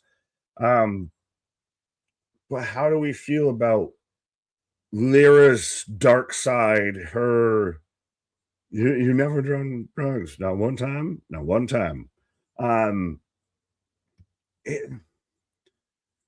It's definitely interesting, but is it actually working? Is it something you want to see, or is it just, oh, okay, we're still going with this? Valkyria for the win. Dale, I'm telling Charlotte. Soul snatching Ruka. What are we doing? Jose, what are you saying? Jose, now you got to go up to MDB. Lyra should turn into a crow at this point. Yeah, she's got her Horcrux or whatever. Listen, I'm running out of nerd terms.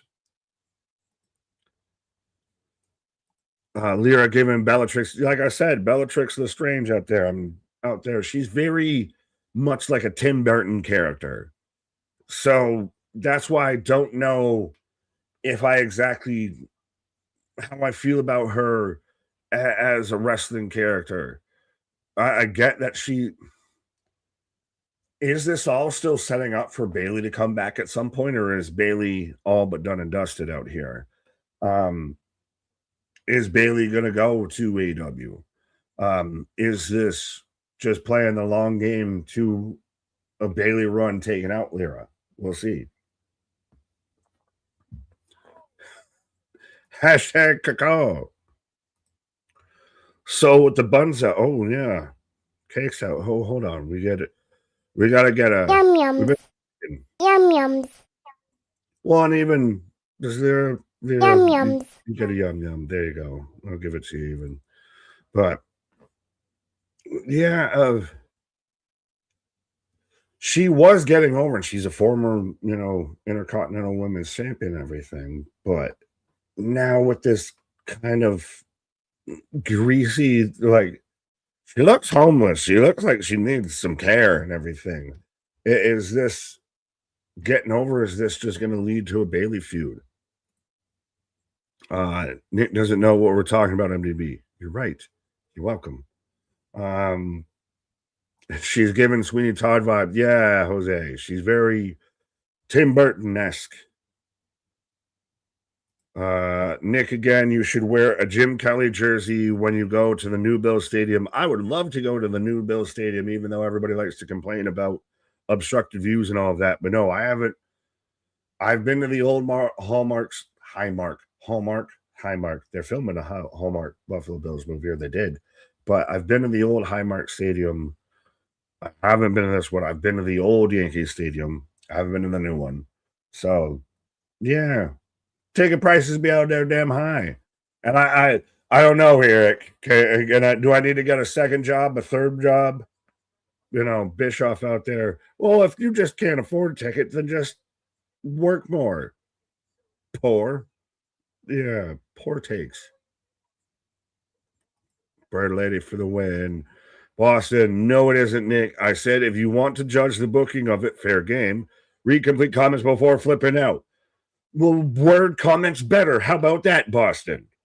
Words doing are you now? No, it seemed very much like you were trying to defend that they're one and the same, but yeah, they're definitely not. But let me know whether you got Lyra or Soul. And Ref Jess out here. I don't like the top knot. Doesn't exactly work with Jess. A little odd.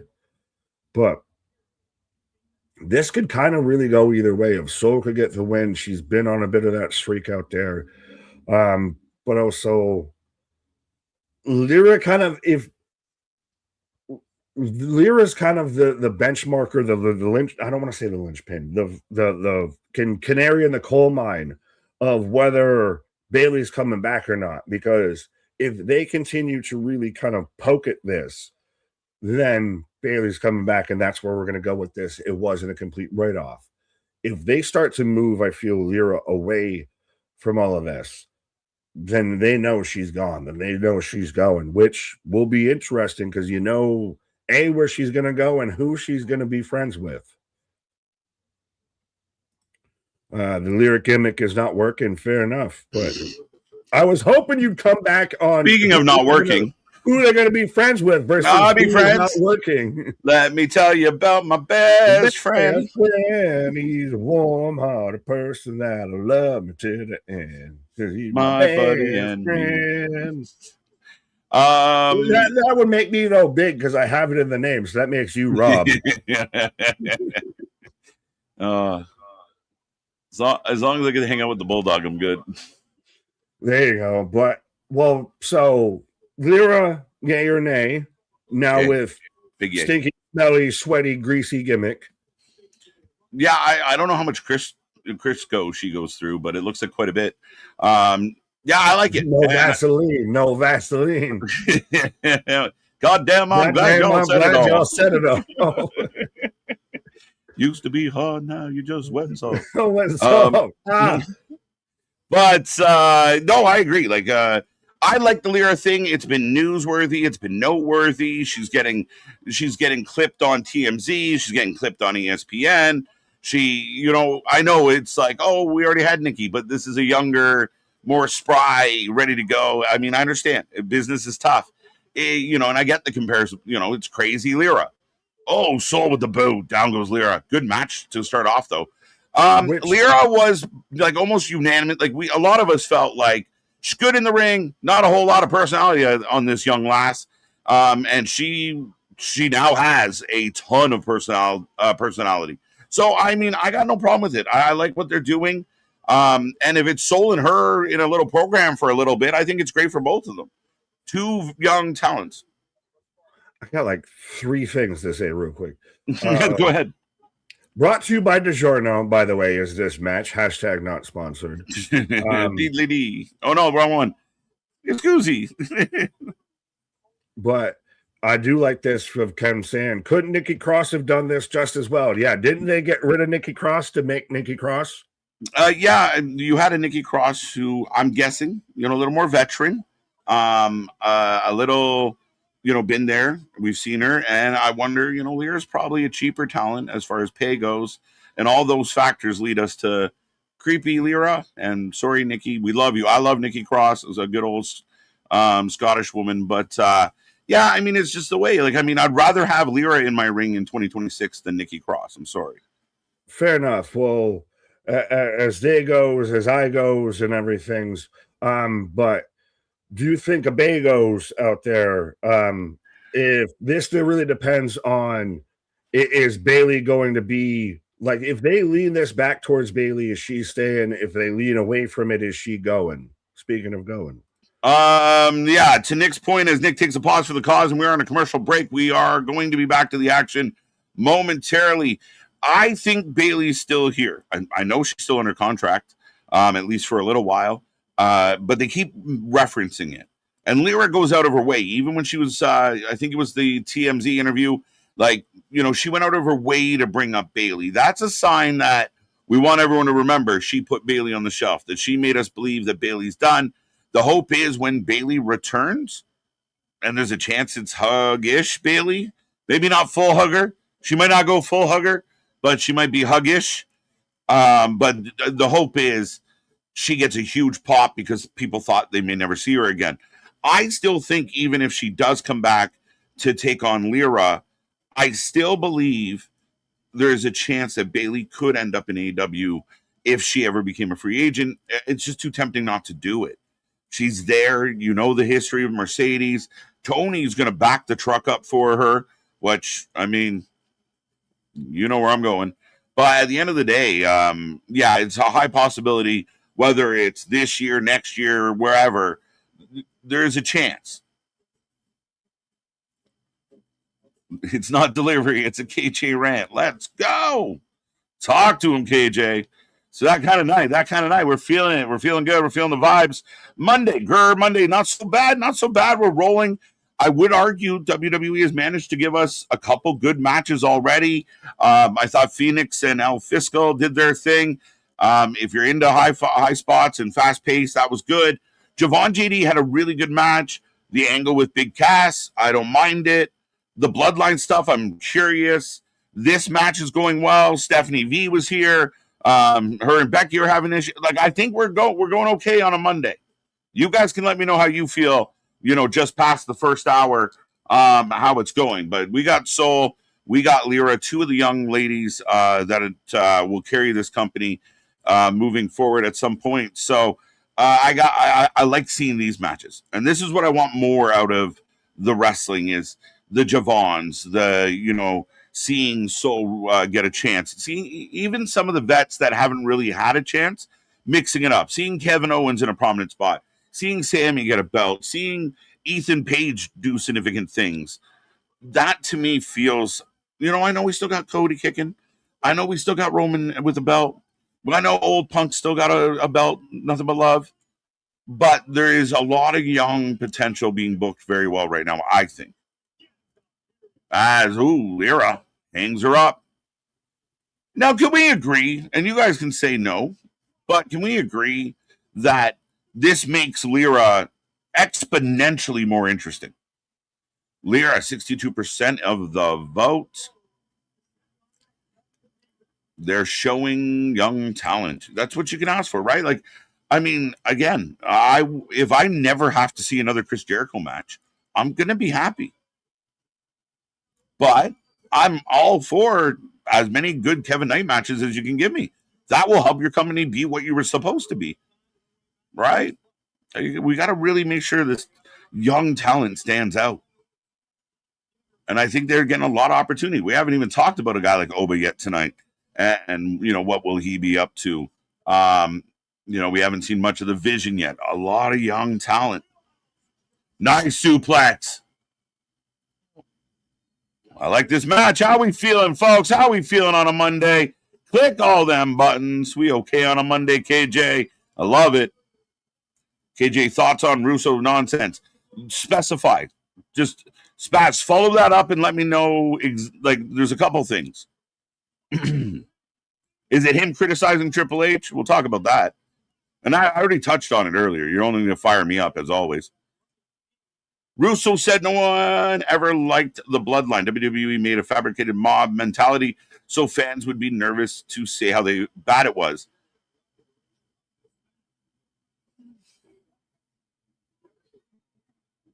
What? Yeah, I'm leaning in because I had to read that wrong. The last part, you definitely lose me. Was the Bloodline, what do you mean fat? What the fuck? This is where Russo says things and only dumb people agree with him. As a structure of what he's trying to say here, if this is an exact quote, it makes fucking all sense. In the sense of, well, no one ever liked the Bloodline. I would disagree with that. We were here for it. We watched it. So, again, bullshit. Easy called. Damn, down comes Lyra. Deep two. What the fuck are we talking about? Now, I do think there's we talked recently. Nick and I debated, and I kind of purposely pushed Nick because I know Nick was really perturbed at the idea that Roman Reigns overrated. I do think that sometimes fans get stuck. A guy like Russo, maybe he's stunted.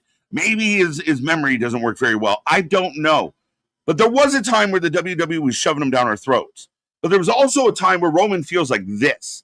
And even to my surprise, we talk about his match with Seth. Great match. It was a good wrestling match. WrestleMania, good match with Punk. So sometimes, again, these two in particular, the coach and Russo, are the absolute worst, trashiest word twisters on the internet. And they nitpick and they cherry pick what makes their fucking argument make sense, ignoring all the other facts. This whole idea that the mob mentality, so we'd be nervous to say how we feel? Really? Okay. What the fuck are you talking about? It's this asshole idea that The fans pay money and show up and cheer just because they're robots. They've been trained to do so. Soul Snatcher. Big win for Soul. Okay. Soul Ruka. But what are we talking about? There is an element of Roman was very mad. Like, everything in wrestling is fabricated. What the fuck are we talking about? Everything is like, what? Again, Vince Russo. If you want to believe what he says, that's on you guys out there. I wish you nothing but the best. But we've seen his booking. We've seen how Vince Russo wants to book. We've had podcasters read some of his wrestling ideas and what he thought was good and what he thought it needed. If it's Vince Russo's way, just get all the girls naked again. It sells tons of tickets, bro. The girls don't need to wrestle. Put them in mud. Bras and panties, bro. That's Vince Russo. We've seen complete and absolute evidence of what his booking is, his mentality is. It's why he fits so well in with the Juggalos. But so we don't have to listen to his opinion. That opinion becomes worthless. That opinion means zero because you can say whatever you want. I'd get 50 Danhausen segments in a row before some of the Viagra match, right? Genius. Viagra and a pole match, bro. It'd be cool, bro. Let's put Judy Bagwell on a fucking pitchfork. A pitchfork, my God, forklift. Oh, wait a minute. Did Corey just stab Michael? What the fuck happened? So we go to Jacob Fatu in the back. But yeah, I appreciate the super chat. Sorry, it was a long-winded answer. But I'm sorry. I get so irritated. There's a lot of, people that use the fact that they were on TV or involved in wrestling in some way as clout. And you know those people because they'll remind you over and over and over that they were in the business because they're insecure about their own validation. They act like they're all cool and they got it. But hey, go look at that channel. It looks familiar. Some of the graphics and the setups, just a coincidence. Nonetheless, we know who did it first because you're here at the WFU. I like this Jacob stuff. Jacob solo. There's tension. Sorry, Jacob J. We're still getting Jey Uso delivers. How is this going to play out? But yeah, at the end of the day, I can't take him serious because I've seen his work. So shut the fuck up. And Coachman forgets about all the dumb segments he did to get a paycheck and now wants to shit on anything that's kind of silly or playful or dumb. He was what he was. He was an afterthought. But we got Danhausen. Speak of the devil.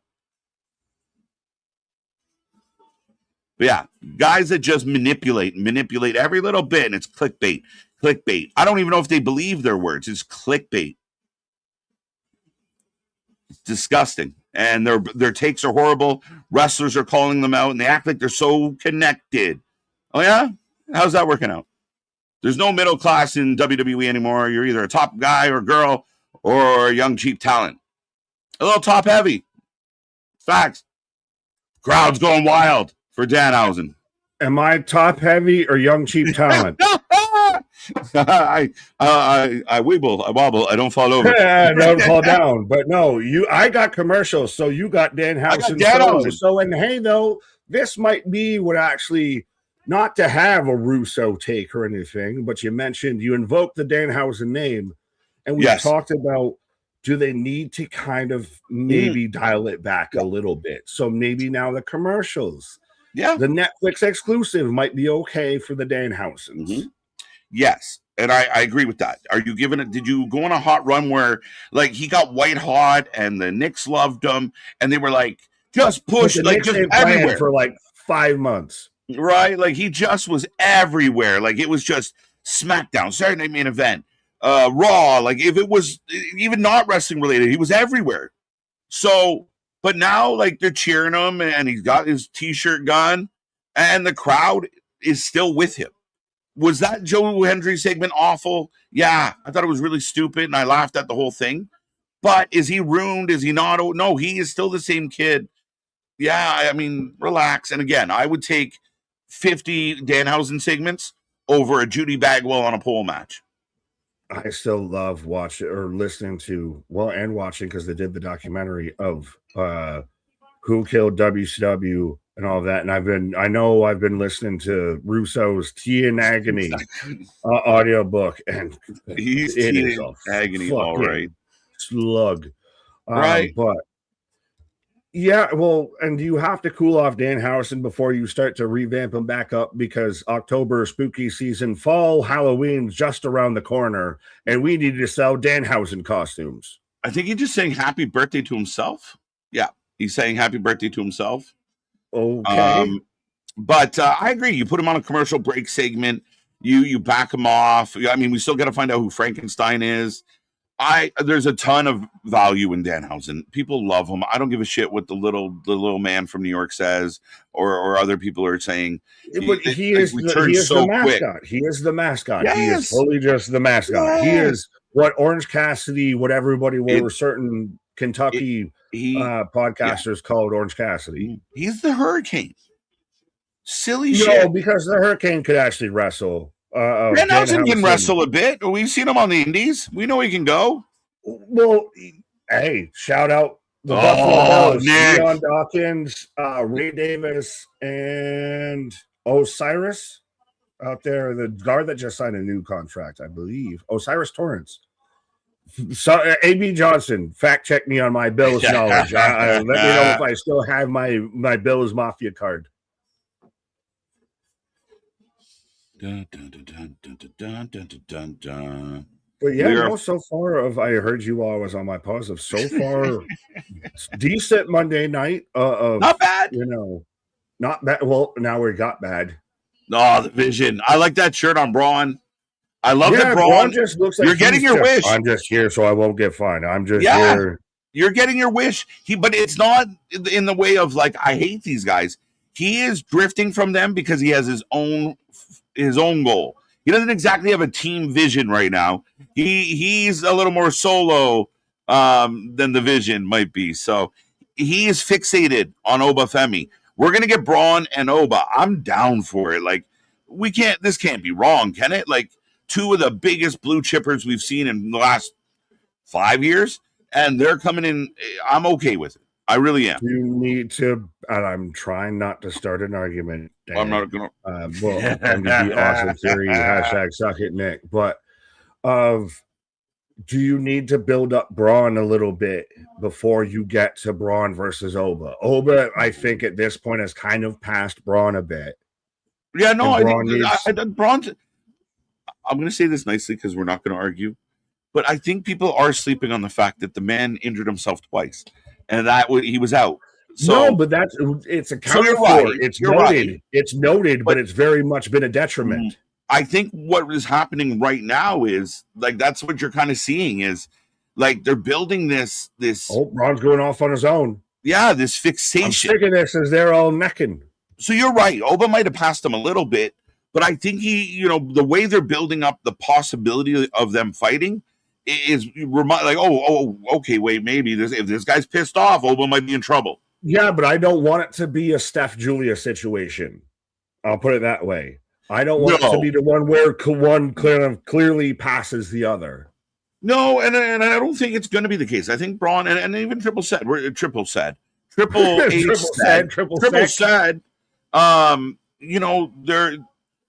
They see several years ahead, for this kid. And you don't want it to be a case of, we're sitting here 2027 or 2028 going, oh, we're so sick of Braun Hogan, show up and win. So they are trying to be cautious with that. But I think he's going to beat Oba. I think they're going to have multiple matches, but I think he's going to beat Oba.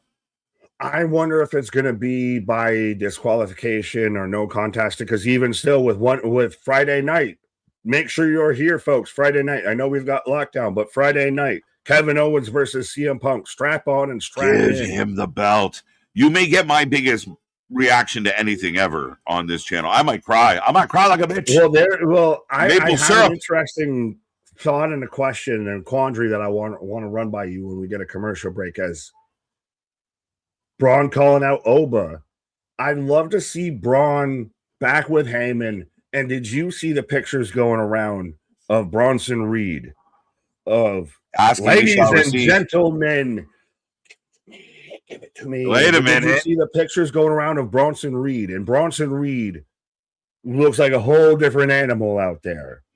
Listen, that man was scary before when he was flabby, and now he's not so much.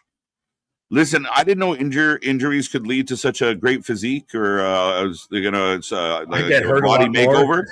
Yeah, I would have thrown myself down a few set of stairs a couple times, to be honest. But no, Bronson's going to come back, and he'll be a surprise, and it might be something crazy like he shows up and without explanation he pancakes Braun. I'll explain tomorrow, but tonight, no, he goes out. He takes out Elba. You put them two together with Heyman. Oh, you want to do those two? Just leave out the other two. You want the vision, yeah. You want the other half of the vision, but the good version. You got to stop sleeping on the other two. They are solid, and they are part of what this is. They're solid like a rock. Yeah, that's one half of your tag team champions getting booked better than MJF, buddy. How's MJF doing right now? I'm just saying. I'd rather be Austin Theory with Maxine than MJF by himself. Did you see the thing to where she clunked her fucking head going through the backstage? Lights out. Is it? They can't make Oba a Paul guy, can they? They don't need to, right? Is that the swerve here? Even if they don't, but I love the way that they're playing with it. With the, I'm going to respect Oba Femi until you give me a reason not to respect him. So that's very much him, I think, trying to light a fire under Braun. Of saying, you want me as your wise man? Because you've seen what I've done with Roman. Right. With this. You want me. You've been there. You've been seeing me beside Seth Rollins. You want that. Make me fucking believe that you're the one over Oba. The guy that just took out the one in 21 and won. Mm-hmm. Big pop for Oba. He's stomping down the aisle. But reminding you, he's still the king of the ring, and he will get that opportunity too. It's interesting though. Like, is that like with Paul? You never know, and the way he's kind of playing it, like right in the middle. But Braun is fixated. This is good for Braun. I think it's going to cost Division the tag titles, so that will make you happy because Braun's going to be in a match where they got to defend the titles, and he's going to be distracted. And Theory takes a pin because he puts guys over, and that could be the thing. Logan Jannetty, to quote some people. I'm not just saying it. Grayson Waller said it. But I mean, right now, Braun's been the Marty Jannetty of the tag team. I'm just saying. No, he's out there. I want to break free. Not at all. That's not what this is. That's not at all. It is not what this is. He wants to fight Oba. He has no issue with. There's been no issue with him in the group yet. Yo, I know you don't want to say Oba's passed him by. I think Oba's passed really everybody by. I never said he didn't pass him by. What I'm saying, Oba passed everybody, bro. So I think, but he's leaps and bounds at this point. But you also got to remember, Braun's been a heel for 5 months. He's not going to get that. He's been on a bench for 5 months, too. To your point. Yeah. I gave you your points. I gave you your points. I didn't know we were going with it. But no, Oba's huge. We can't deny Oba. But this is your 1A, 1B. And, if Braun was a little ahead of him, but Braun got a head start. But then Braun got hurt and Oba got hot. This is life. I do at least like and appreciate that this is the future of what we're going to, like when we're here in 2 years' time watching WrestleMania 45 and everything, this is probably going to be your main event. Like or a Trick Williams might be involved. Mm-hmm. We'll see where a Solo Sikoa or a Jacob Fatu flatlines out. It's a lot of young talent. Like right now, if I was starting a wrestling company and I'd take over an existing one, I think the young talent in WWE feels bigger and better than anybody else in the wrestling game right now. But wait a minute. Take a big step towards Oba Femi. Take a permanent step away from me. Paul is fucking great. That's interesting.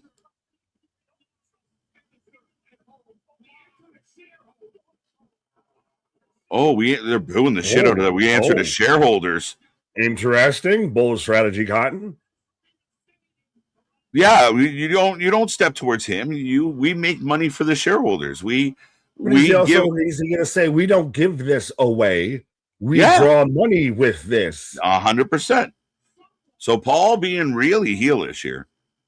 Yeah, but it's what a lot of people, even your smart marks or your sickos and everything. I've been picking on the smart marks tonight. You draw the money. Well, I've apparently become the voice of the voiceless of the smart marks, apparently. The voice of the Twitters. Right.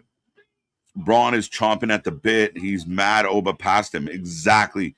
Envy. Hey, we're just 7 deadly sins of pro wrestling out here. That might be a separate stream out there. Could be. That could be an idea. But definitely, Braun is mad about how this has worked out, and Braun feels like he should be where Oba is. Why didn't I get the match with Brock Lesnar? Why? And that same thing we said earlier. Why? Why are you? Why not me? Should have been me. You Simple. Think you're special. You do. Right? Just basic 101. I was the blue chipper, and everybody was marveling at how good I was, and now I got to listen to your strut. This is bullshit. Heyman, though, as the voice to can hype this up of, oh my God, give me Heyman just doing voiceovers till the end of time. Right? Even when he retires, just sit there in a sound booth and have him cut all the cold opens for WWE pay-per-views. So Braun and Oba walk off together. So looks like that's a thing at least. He held the roll from if they're teasing it. Like I remember there was like, look, like it's interesting. He shakes Oba's hand and he shakes Oba's hand. And even Braun's like, what the fuck was that? Face. Good business. We do good. We're good. He's like non-committal, right? Like he's not. And even Braun's like, hold the phone. What the fuck was that? Go along. Walk along. Dude, I'm in. Like, I'm happy for this. I don't know what the negative or the complaint about these two fighting. If you want good matches, you need good talent to fight. This should be good. Should be great. They're doing a really good And Paul's a magician. It has worked wonders. It is, again, we've talked about this. I think we talked about this a good bit last week, or at least I brought it up. Did Paul, Nick Khan, Heyman, whoever would pick a Paul at this point? Pick a Paul. Sit there and sit down, Mark Shapiro, maybe TKO, and saying, hey, what you're trying to do isn't exactly working right now. What we were doing and what made you want to buy us and do this whole merger thing is what we were doing before. How about you just let us do us? You're already using our money to pay off Dana and the co. So why don't you just let us do us? Right? It's like somebody's closer. Like, what are you going to do about it? Like, no, it works. WWE, for whatever reason it is, feels like it started to take that, like, turned a corner out here. Is the back half of 2026 going to be way better than the first half? Listen, the last since SummerSlam, I think we've been fucking happy. I was not that bothered by the build to SummerSlam. I liked SummerSlam. And I mean, I said last Monday sucked. But that doesn't mean the whole fucking month sucked or, wrestling's ruined. I mean, they had a bad week. They did. I admit it. But they feel very hot right now. They feel like Hanzo. He's so hot right now. Yeah, Blue Steel. That's SmackDown. Yeah. But that's what, as we get Dragon Lee and Wagner coming out for what feels like the fourth Lucha match of the night. So for all the work rate people, y'all should be very happy with this Monday. Well, no, I actually saw somebody that broke it down in the stats and everything of that. Actually, for everybody that, WWE doesn't give us enough wrestling, doesn't give us good enough wrestling, this and that and everything. We get more actual wrestling than we did in any Vince era. Right. It's just very much padded out by a lot of other stuff at times. Right. That sometimes it's more you can give me a lot of cake and a great, but it's all on how you present the shit. You can give me 5 courses, but if you don't present it well, I don't know how it goes. For sure. And I think one of the things is, like, at a time when Vince's booking was so damn hot, you didn't really, I mean, there was definitely less commercials, I think, but I can't prove that. And if somebody did that, right? If someone did the research, maybe. But I mean, when the shit's good, people talk about the commercials less. We're too busy talking about, oh my God, Braun and Oba or this and that. So they do become less. But ultimately, like, and I've talked about Vince Russo a lot tonight, and maybe to my own demise. But at the end of the day, like, we just recently heard Cornette talking about, like, a wrestling show with 3 minutes of wrestling. What? And we're talking about how much this has. No, why aren't they wrestling, bro? Now, granted, when you have a 2.5 hour show, okay, so 6. When you have arguably about 45 minutes, an hour tops of actual in-ring, not including entrances, not including promos, not including this, of actual in-ring action, at times it does get questionable, but also at the same time, it's surprising that that's still even more than what we were getting before. We've just now got the other company that'll give you, 3 hours and 45 minutes out of 2 hours for pro wrestling. Yeah, I agree with that. And we've talked about it. And I do think that it becomes, if you are doing that shit, it's like when you get your vitamins and you're paying a bit extra, but it's a good trusty guy, and it always kind of works out, and it's pretty good vitamins. Down, you better be ready. But if you got to go through all the shit with this guy, and you're not getting the good, then you get fed up. And I think that's what happens a lot is, if the show is lacking, like last Monday, I felt like the whole show was commercial because everything between the commercials didn't matter. I was more excited about Popeyes and Burger King and whatever else. Shocking. But you still had with the solo moment and everything that we liked. You had the week before that had Roman out there. We had SmackDown that I even said was damn near a 10 if it was at minimum a 9. So there's still, they're now starting to hit more than they miss. Like they're turning around. They got that, back end of the year, like a baseball team. Yeah. Maybe you're hoping your Blue Jays do this in the back end of the year, turn around and start to win some games instead of lose. Absolutely. And I mean, we still have Chad and Ray to come, which is excellent. We still have the whole solo thing to play out. And I will ask you something about that in a second. Paul don't dance anymore. He making moves. That's it, man. Is it Cardi B? Making money moves. Money moves. As Chad Gable getting ready for his match. Phoenix and Dragon Lee and Wagner coming up. Monday Night Mayhem. Listen, is SmackDown more AEW Dynamite than AEW Dynamite right now? SmackDown feels like it's hijacked the New Japan indie scene and are putting on wicked shows. They're kicking Dynamite's ass right now with all the stuff that Dynamite should be doing. They got like better parts of it.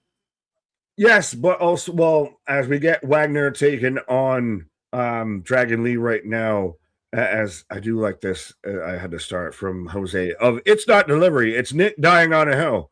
Yes. Is there, and I ask you this, I lay this before the court, Your Honor, is Kevin Owens being held back a little bit because he can't say Nick Jackson, he can't say the Elite, he can't say AW, if he can't my friends hate you, and I know you might think about 3, but I can't name those 3, and I can't name why you got fired from so-and-so and everything. Of it's as good as the promos and back and forth is KO a little bit handcuffed. Yeah, and I think they both are to an extent, right? Unless they're just like, listen, we're going to ramp up to, we don't want you dropping those names for a month. Now, granted, they're fighting next week, but we both think it's not the end. We don't think it's the end of the story.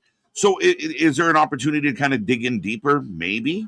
But I would agree. It's definitely dulled. It's not as fierce as we would like it to be.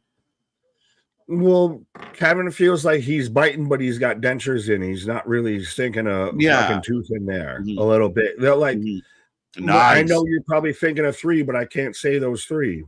Well, and I think part of me doesn't mind the if you know kind of moment. And for the fans in the building, they're just cheering because he's saying mean stuff. And even if they don't get it, they're like, yeah, get him. But I don't mind that so much. But yes, I mean, I think it would be the same way if Kevin said, well, Matt, Nick, and Kenny hate you. Some people in the building would be like, who? Who?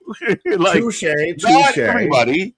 But like, if you know, you know. It's one of those of, could they even have done it without saying exact names or anything? Like, it goes in, I guess, the Dom conversation, the Dom argument we were having earlier of how much is it placating the smart marks? How much is it placating the casual viewers? That's a good question. And I mean, big knee, pop-up knee, Dragon Lee in trouble. Big knee. He tapped him, a light jab, a gentle knee. Big knee into a DVD, gets almost a 3. Bars. But, yeah, man, I think that... where was I going with that? Shit. I was proud of the bars. But there you go.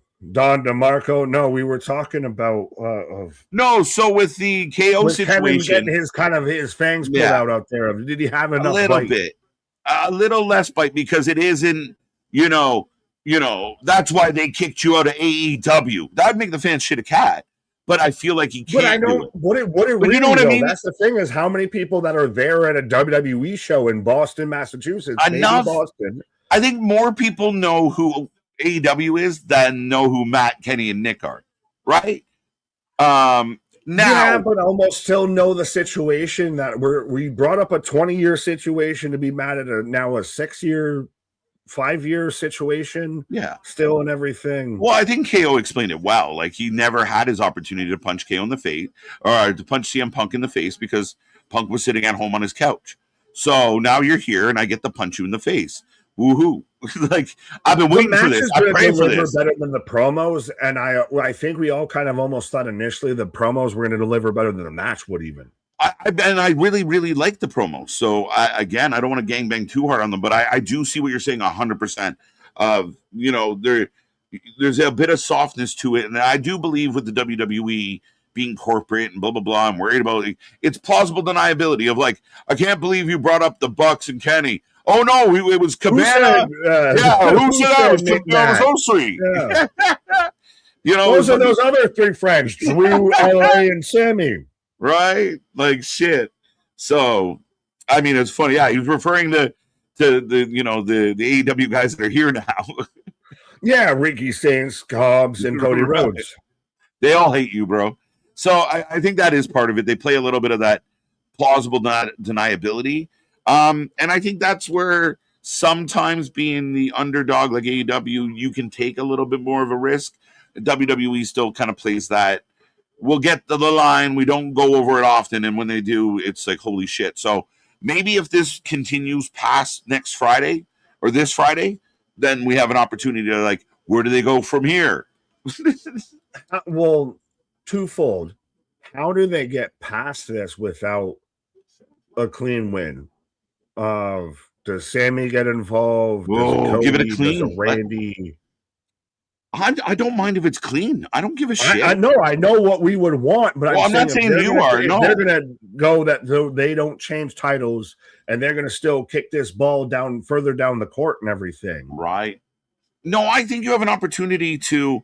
You can shock the world and keep this storyline going. Even if KO does something like the ref, KO being KO, that kind of, blurring the lines, gray kind of guy. One of the guys that can actually really, really pull it off. You hit, the ref gets bumped and you kick him in the nuts and you get the win that way. Punk shows up, you brawl the next week. And, oh shit, now they're going to have to run it back and Money in the Bank. Works for me. But I think it would be smart for them to get the big pop and beat him 1, 2, 3 in the ring with nobody involved. And maybe not so clean if he, pokes him in the eye before he hits the finisher. Maybe. I think that's maybe. Am I being greedy? Is that no at all? Like I think we'd both lose a goddamn mind if they actually did it of like headbutt, stunner, 1, 2, 3 clean. Usually. But no, as you were talking, I was almost thinking Usually. Could they do Sammy runs in, throws on a ref shirt, he slides in, 1, 2, 3. Yeah. Could it be a case of Sammy runs out and kicks Kevin in the face? Where the fuck have you been? Like, again. No contesting again. We get all the no contesting. Yeah, I get nervous. And it could be. It could be, Drew McIntyre kicks KO in the face out of nowhere. And we're like, why'd that happen?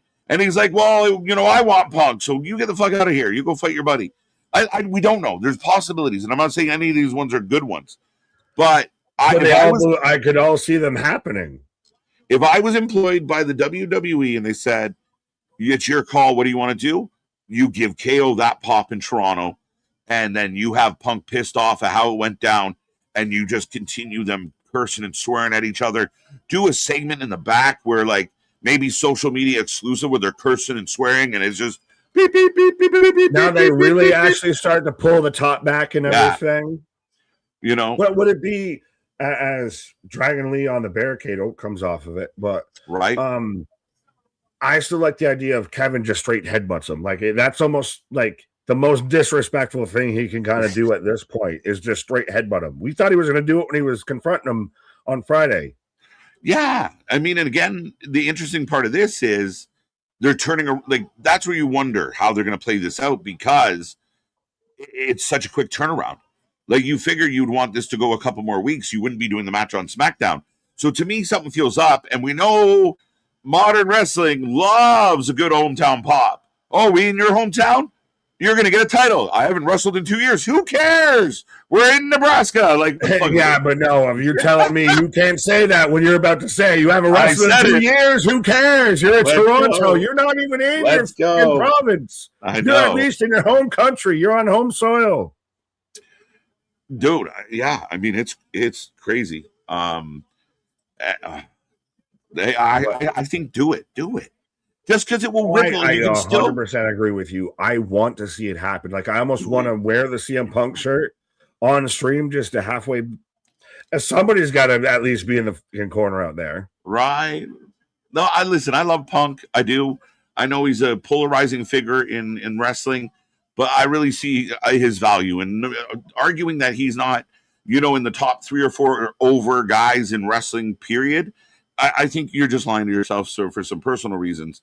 But at the end of the day, man, I think you can still tell the story you want to tell and give everybody a holy fuck moment. And why? Look, dude, what's right around the corner? All In. Your big mega match. Kenny, da-da. But that's the thing is this.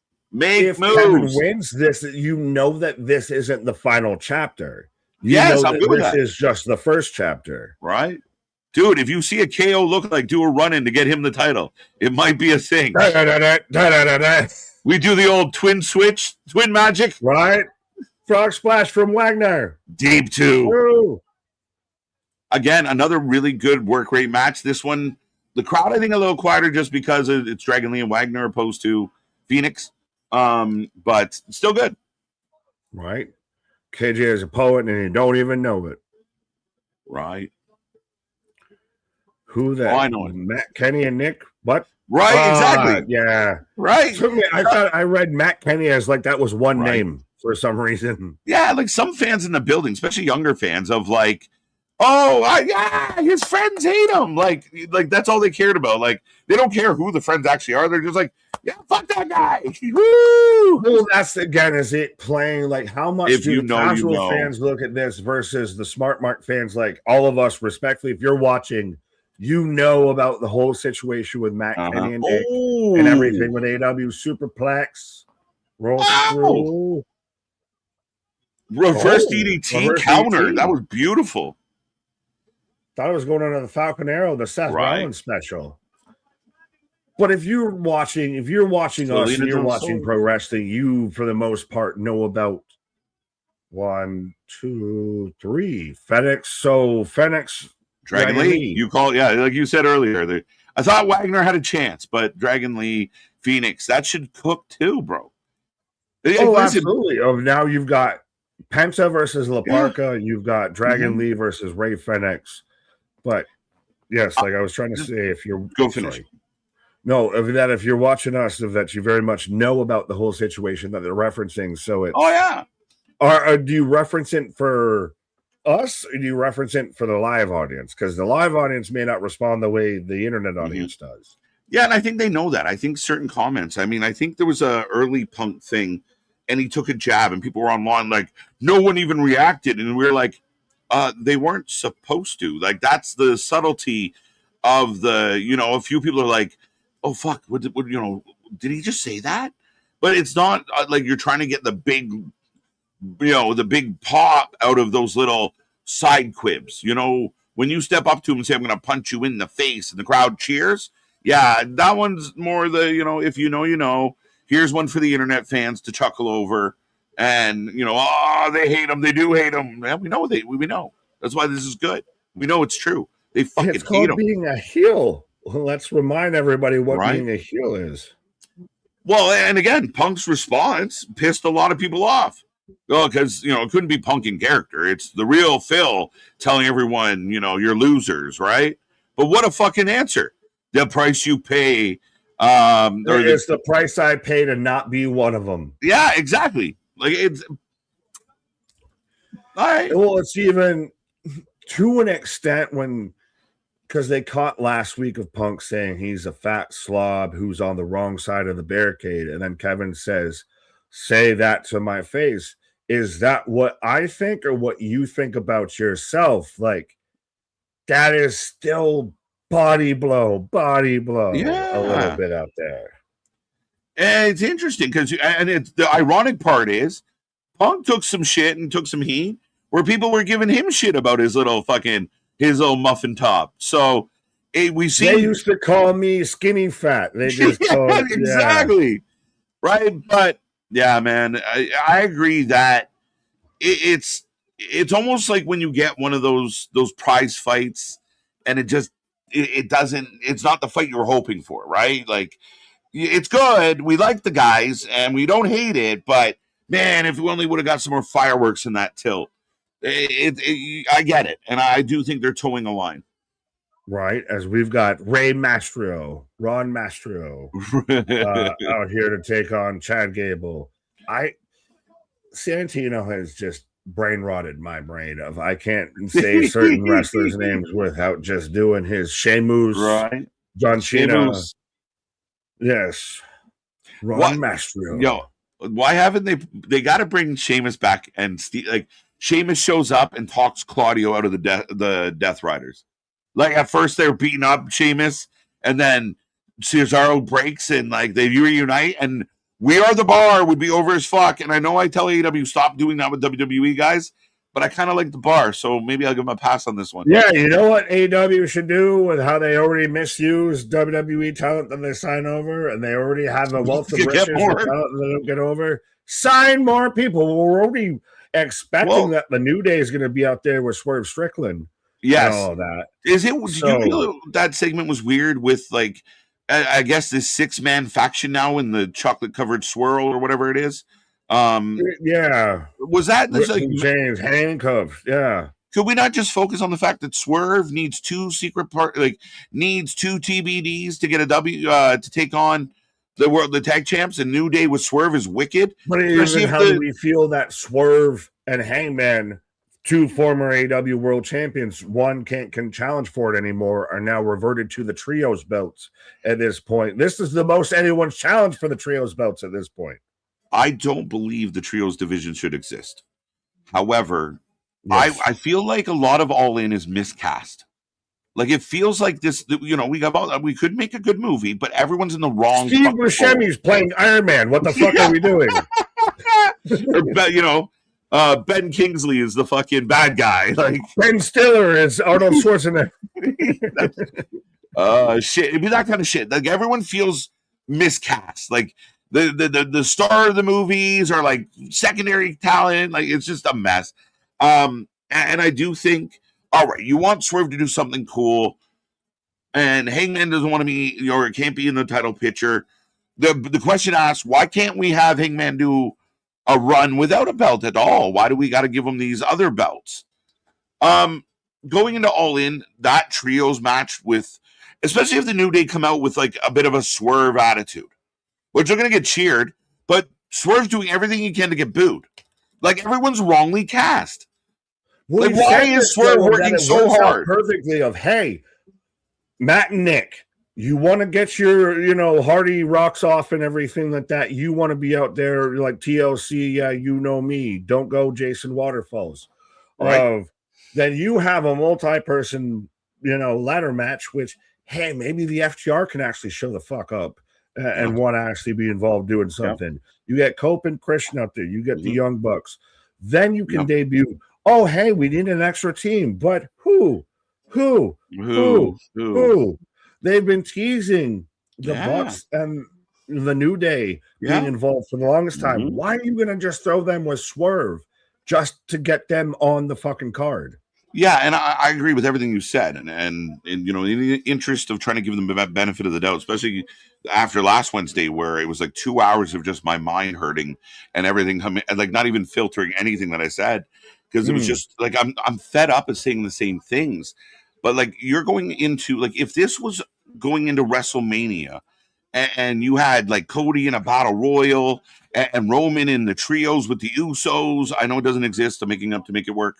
But like everyone feels like they're in the wrong place. Like was Thekla Willow the better matchup? We know the bird. Like what on this card? Thekla Monet the better matchup? It was Thekla Monet the better matchup. Like Swerve feels like he got over as fuck. And I'll never forget the video you sent me. And the whole building's just swing. Like it looks like the place is the roof's gonna cave in. Everyone's so into this guy. When I drive, the building is swerving as he walks. Yeah. And it's like Swerve thought, it's really cool if I'm a badass instead. And he changed his music. Even this week he came out and he's getting booed. Why are you getting booed if you're about to join the New Day, who's gonna get a huge pop no matter if they're bad or good? I have an honest to God question, and clip this, whatever, I don't know, whatever, I'll say clip this to the algorithm gods out there, of that, is the build to All In better, the same, or worse than the build to WrestleMania? Because this is AW's WrestleMania, like you said, do you really feel that excited? We've got Dynamite. We've got random trios matches of the United Empire taking on the Callis family, and then the Elite taking on the other half of the Callis family. Right. Like, are you really that motivated, or are you that pulling towards All In at this point? I feel like the build to All In is one of the worst builds to any pay-per-view of the year. I think it's one of AEW's worst builds to any pay-per-view ever. A lot of the stuff that we were excited about, you think about a couple months ago, we were sitting on YouTube talking to each other about Ospreay and MJF's going to be amazing, bro. They're going to build this up. Don't do that. I'm honestly, give me hope. Don't give me hope. For all the times I'm just winding you up. I literally feel that as well as an AEW fan of like you had that right there and we were pumped. And then it just all disintegrated. And Darby was the best, and we played hot potato. And I'm not as excited for Kenny, Will Ospreay in 2027 as I would have been for Will MJF. And that's where I feel like the build to AEW has been weak sauce. And I just feel like everyone's in the wrong places. It's scrambled eggs, bro. No, absolutely. Trust me. Now I even forgot halfway where I was going to go with this. But... I'll be right back in a second. No, you're good. You take your pause out there. So, as I saw Frankie out there saying, do the things. There we do the things. So, this match and Roman left. Is that really all? Well, we're 9:50, so we don't know if we've got another half hour to an hour. But yeah, no. No, sorry. That's what I was thinking of. I was just out there shaking the scarf like a goddamn sand person. Like, in the Star Wars. No. Give me my MJF. I don't like that he's out there in the goddamn casino gauntlet battle royal to take on a chance at the guy who's the national champion. And they're going to still probably both be in there and lose to somebody that debuts. Who's going to debut that ends up actually winning the gauntlet battle royal to take on the winner of Kenny versus Ospreay? Which could it be a Kenny? Could Kenny win versus Ospreay at All In. Does a Jon Moxley get involved? Now, did you make sure to see Christian's Cup? What? Ready, willing, and Gable. Yes. That's why Punk has the best music. It's licensed music. Yeah. It is not that Def Rebel nonsense. Slow wine for me. Slow motion for me. Slow motion for me. Has brought to you, coverage continues as we're not exactly in picture, but we just have the DiGiorno border. So we've got the crust, which I'll ask the chat as 50 some odd people. Let's see if we can pop this number out here. Propunzo, let down your comments. But yes, pronouns, pal. I see you. But yeah, let's see if we can pop this thing off for the last little bit of rod here. But are you, as an Italian person, man, I said what I said. I need to know, do you enjoy the pizza crust? A, do you fold? And B, are you pizza crust or non-pizza crust? Are you one of those savages that out there look like it's pizza bones and everything? Or do you, go full crust out there? Because I'm a full cruster. Sometimes that's the best part. That sometimes will make or break a pizza for me. It is the crust on a pizza. MDB, that is true. You ain't lying. What? That's zesty, but I'll let it slide. I don't even know what we're letting slide. Great matches all night. A lot of, I don't want to say work rate, but a lot of, you can't say you're a fan of AEW and watch the matches that they had on Raw and say that they're different. I'll put it that way. Boston, what, Mega. How about the best wrestler is badass, Jose? Maybe. Full crust. Yeah, absolutely. 100%. Nick, are you guys under a heat advisory like us in Savannah? We was over 100 degrees for several days. No, shout out to everybody. I've seen kids. So this is where I get to be. Chet Weatherman. Welcome to Just a Whittle Wound to Waste out there. But no, KJ got to be traffic report out there. I'll be weatherman. No, I've seen a lot of people have been dealing of. I know one of my buddies out there was out in the Chicago area. Not you, MDB, but I do care about you. But was without power for like 5 days and everything. So I know weather's been out there crazy all the way around. But no, we've been light breeze, just a small jacket. Yeah, that kind of vibe. We've been, sunshine, lollipops, and rainbows. They had to run to find out what MDB said. Yeah, no, you can have that. TrimbleCon, we do not aim to be the only wrestling company in the world, which you shouldn't have. I'll admit, trust me, the missus, not really into watching the WWE, the AEW, even the TNA, not the regular stuff. She, the whole weekend, was fixated on GCW Homecoming, was fully into it, got behind everything. Yeah, like, just fully rocked with it, and I felt like a proud hobby. But yes, trust me, we very much appreciate the full spectrum of pro wrestling out there. Of even during the fantasy draft, I was watching Homecoming Night 2 out there. I still got to try and catch up with goddamn Cage of Horrors, and there's so much wrestling. But yes, I get to. There can only be one even then, because still iron sharpens iron. Of still, at the end of the day, you need somebody out there that, respectfully, you need some competition. You need somebody that feels like they're pushing you, of whether it be personal, whether it be internal or external. You need to have that force out there that feels like it's pushing you to do more and more. I swear I lost 5 pounds in this heat today. Fair. I mean, come to the Northeast. Come to Death Row. If you don't want the heat all up in your workspace, all up in your house, come to Death Row. Surprisingly, we've been actually, like I said, we've been fair weather out here, but I know everybody out there beyond has been dealing with all of this. Y'all can laugh at me when it comes to the winter and everything, and I'm having to dig myself out of 3 feet of snow every 2 days. To Empire, I prefer more promos and segments than matches. Interesting. This feels like an AEW show, a bunch of matches in a row nonstop. Well, it is a wrestling show, so I do expect wrestling on my wrestling show. Like I do expect when I watch an NFL game that they will play football at some point. I might get a Wingstop commercial. I might want to order Pizza Hut at some point, but I will watch some football. Yes.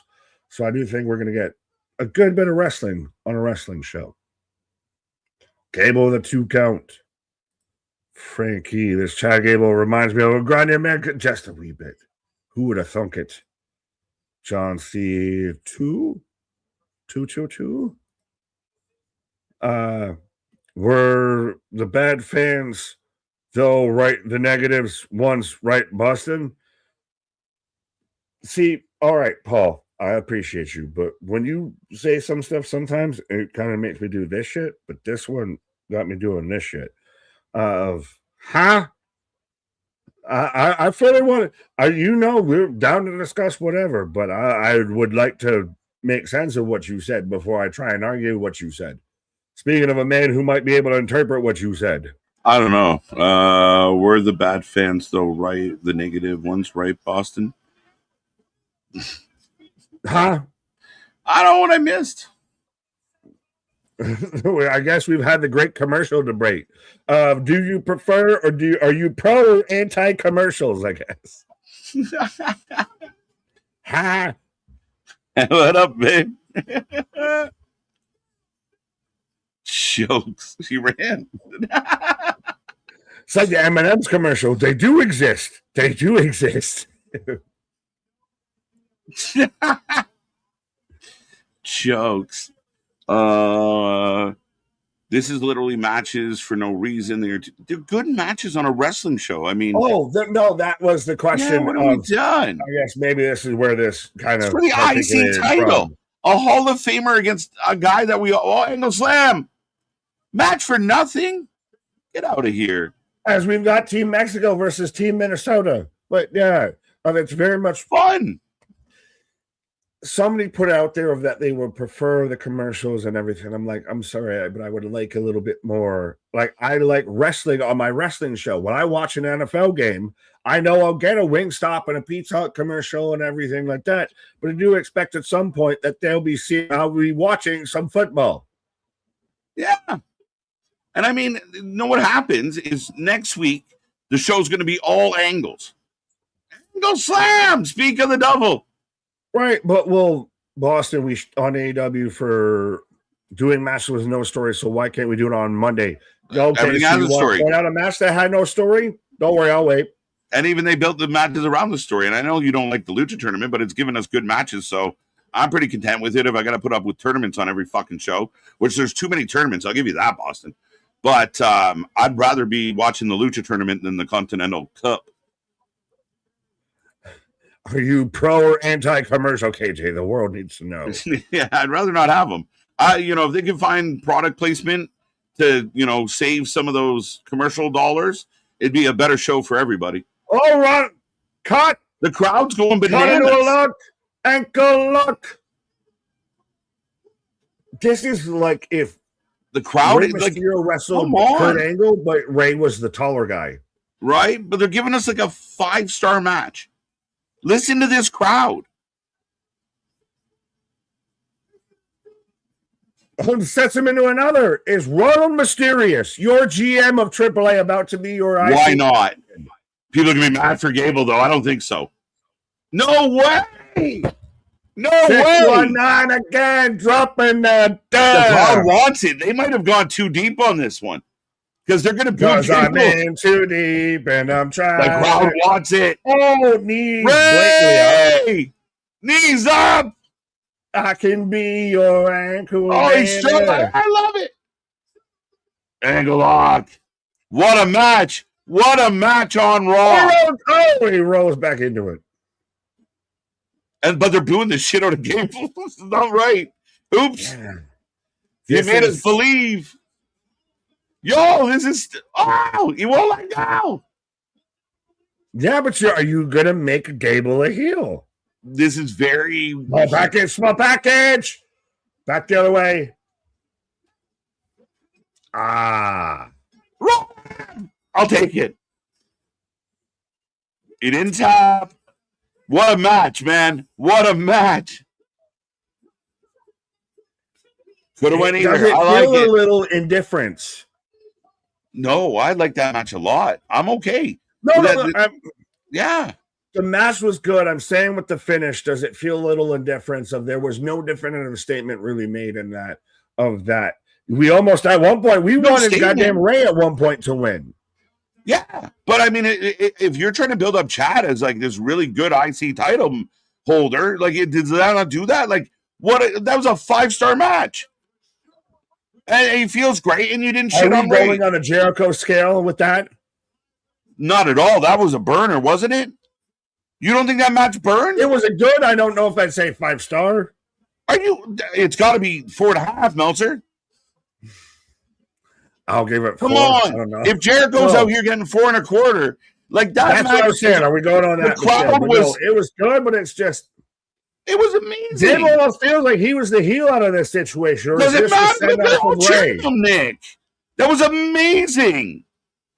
I know now. I was talking about what I saw in the video. It's ideal. They killed it. Look, he's putting the belt on him. You're building up Gable finally. Give Gable some love. And give Don that love. Give not all roll-ups are bad roll-ups. Roll up. Hey, we'll run until we'll follow. It was legitimately an outstanding match, I thought. I'm not saying it was a bad match. I just thought, and there was definitely at points to where it felt like Gable was presenting as the heel. It's just because people love Ray so much, but they kind of really wanted it. But it was this, Gable was throwing everything at him, and Ray's Ray. Like I love that Ray looks like the Hall of Famer. He doesn't seem to age. Next Monday, Roxanne versus Steph. Hot damn. And the number 1 contender, Penta versus La Parka. But what would have happened if Ray actually won that match? Because there was definitely a point in time to where it was like, he's going to do it. Can do it. Right.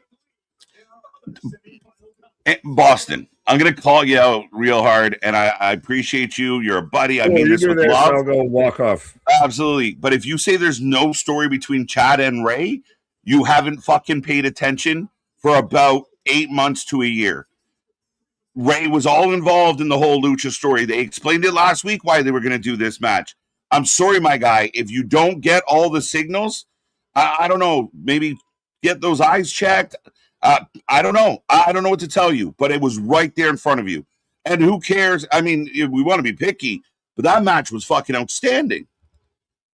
As the OTC here, right in time to end the show.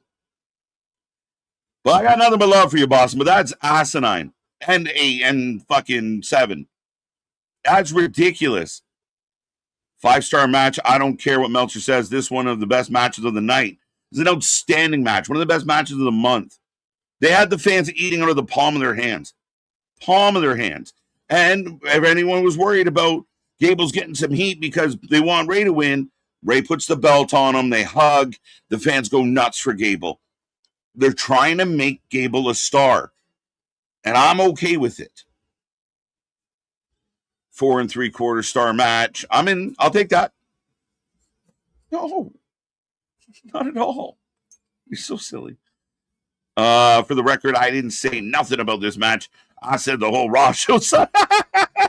Paul, I got nothing but respect for that, man. Shit, I can't fault you. But we're going to agree to disagree. I've really enjoyed Raw, and I think there is a balance and there is a shift. But I think everybody said WWE doesn't put good matches on. WWE doesn't do enough wrestling matches. They give us 5 bangers tonight. 5 good to great matches. You decide if it was good or great. I think a couple of them were great. And now we end it with story. So a wrestling heavy week with story. Now I know next week we could come back and it might be story heavy and less wrestling. But all of a sudden, on both shows, we're watching guys that would never get booked by the WWE in the past, and they're just getting like 10 to 12 minutes, maybe 2 segments. Go and show us what you can do.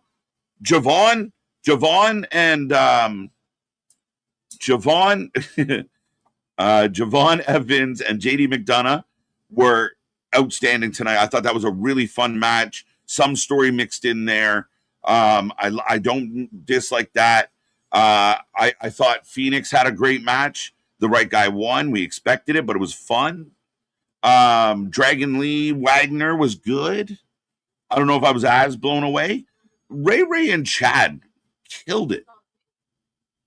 Like, and we're trying to build Chad. Is that not mission accomplished tonight? If you want Chad looking good, feeling good, they can't do this to Gable. Dude, I thought they might. They edged us right to the tip. That one was that's almost too close to pull back, if you get me. Like I said it while it was happening.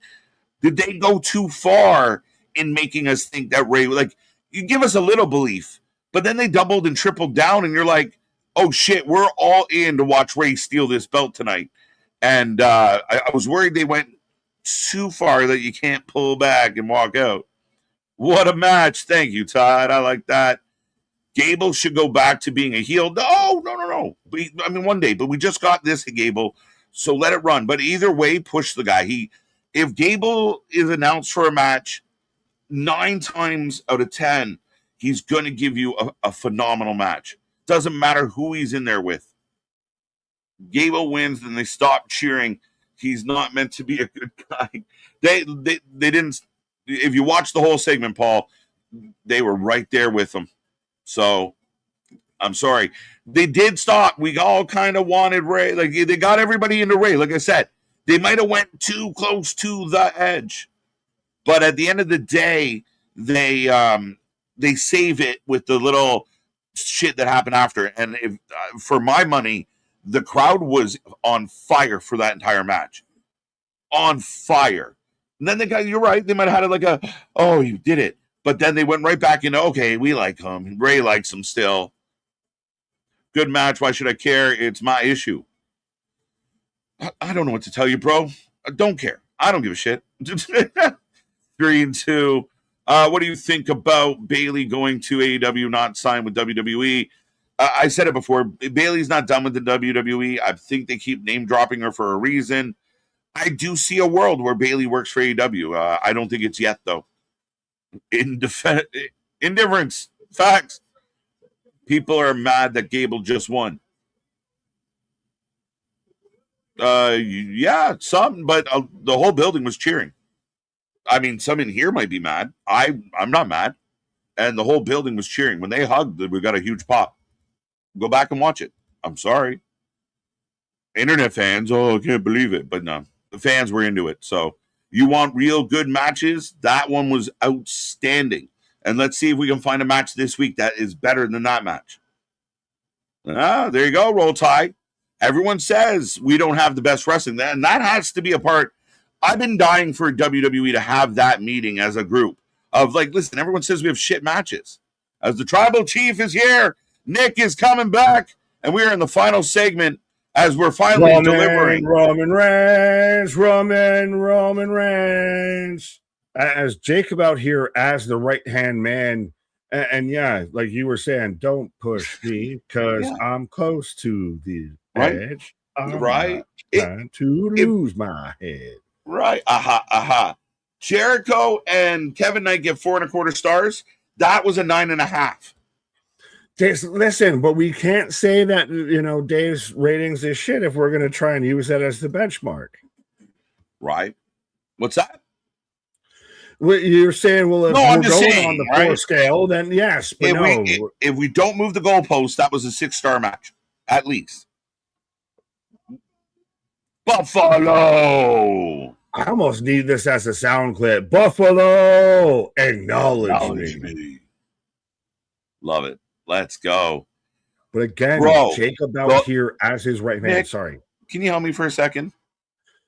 Did we not have like this? Did we not have a whole Grande fucking situation? And Ray was kind of the pivot of it way back in the beginning. And then they talked about it and part of making amends and a sign of respect. Like they told all that, right? Like Boston not like just missing his eyeball. No, Boston, I think is this. He's just trolling the troll right? Out there. He's if I was out there Boston, like a Louisiana catfish. You know, I'm sorry, bro. A troll. You might have to give your CNI dog the Lassie treatment, my friend, because you be missing some shit.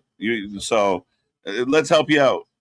Well, here, let's see help for anyone that's listened to Pat McAfee's album out there. Pronouns, pal. Propunzo. Yeah, no. Right. As they call out Soto. Oh, no, the Usos. Well, they got to deliver. You got to present to the tribal chief. Pause. But yeah. No, anyone that's listening to McAfee's album, respectfully, no bueno. No bueno. I'm holding out for the Rock's Country album. That might be coming up soon out there, but right. Solo looks like he's about to just hit. Dun. It's just funny because usually he's being all obnoxious, and now the big bros are just dunking on him. We got you. Again, as I know, we both come from families of lots of siblings and everything. And for anybody else out there, this is 100% where you're out there. Like, we gonna dance. Like it's Mardi Gras. The whole time you know your siblings out to be out there, that you're gonna have to go face mom or dad. You gotta now deal with your ass whooping out here. Right. Oh, we dancing, we gangbanging on your grave the whole way. I can see walking everything. The worst is you have one of those moments you feel good about life, and then you push it too far. You get wrapped into. You get yanked in. I didn't do shit. You should have been talking shit. It should have been. But that's the thing. This is going to be interesting. Does the bloodline become the new iteration of Roman and Jacob? Very much feels definitely 1A, 1B. You had a Solo behind that. Is this the bloodline 2.0? Is this the bloodline optimized? It could be. And well, here's the thing. I was going to throw this at you earlier, and you're right. Like, again, it's just growing, and people out there are seemingly getting bothered the more it grows. So maybe that's why they keep growing it. Like, all right, keep bitching. We got more Samoans. We'll dig them all up. That's even what I'm mad at. But where is the payoff? Where does this go? What does it lead to? I'm at least curious. WrestleMania 43, Obafemi, Roman Reigns world title. Maybe. Is there a world where like Jacob and Solo are kind of like in a world like they bring in they bring in all the Samoans, but I've been waiting for the Denzel moment where like the whole bloodline turns on Roman. King Kong ain't got shit on me, and they do that. Is that then the end of Roman? Is that the send off? That's well, not necessarily. Like, how do you come back from that? But Denzel didn't come alive again. Yeah, there was no part 2. Damn it. Yeah. Roman just staring at him. The crowd is buzzing.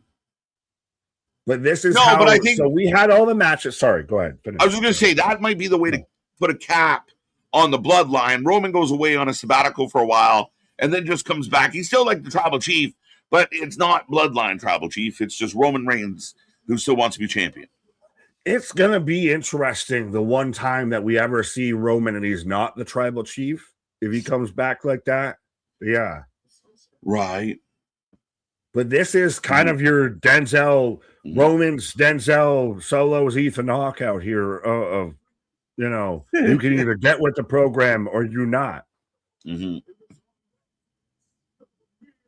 It's on Raw, the premiere. Yeah, the whole reason we're on Netflix is because of me.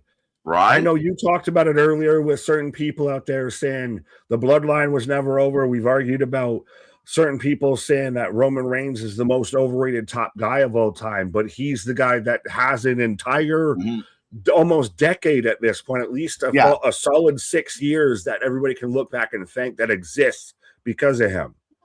Well, that's it. I mean, I think sometimes people's opinion fails to evolve. And there was a time that Roman was the most manufactured, undeserving. We'll concede that point. Yeah. John Cena, everybody. Well, we can't deny that he did fucking pivot and give us some really good shit at a time when there wasn't a lot of good shit going on. As they're doing the whole recap out here. Nick Meltzer over here. Well, actually, well, you know, it would be interesting if they have Solo avoid the bloodline. Right. Sorry, did I fail my Meltzer impression? It's almost spot on. It's just I can't visualize you being that. I don't have the hair and everything like that. Yeah. And that weird schnoz. The bobble nose out there, but yeah. So we get a video package, and Solo just kind of like, this is good shit. So on a night where we got wrestling heavy, which will blow my mind for the fans that out there who are like, too much wrestling. They never do this. But we're ending with heavy story. Solo. Right? It's big story here. Would you agree? Yeah, no, you save the story to the end. We got the story to start and the story to end. We bookend with story out here. Let's go. And then they're chaining Solo at the bloodline. Right. And I want to clear fucking Boston. I want to clarify the fact that, you know, it's not the fact that AEW, you know, I get mad at them for doing the meaningless matches. You can do a meaningless match that's good. It's all their fucking there's overload meaningless. Stepped on the glass, not the glasses, my glasses. I can't see without my glasses. Bro, as someone who I don't wear contact lenses because I'm not fucking gouging my eye out, Haku. It's not that bad. You get used to it. No, I can't get past it. You learn it. Anyways, but Jacob with the tongue, so we're gonna beat you with a goddamn submission out here. Okay. You either get with the program or you get with the fucking program. We should get Drew. Acknowledge me, so they're gonna acknowledge enough. Pulls him off. I want the camera to go top and we get like Drew McIntyre, but a Sting, but he's got like the Braveheart paint on. And he becomes the bloodline killer. You may take my Solo, but you'll never take my freedom. Triple H, you can have that idea. It's genius. Yeah. Sting McIntyre, let's go. I got other business to handle. This is LA Knight.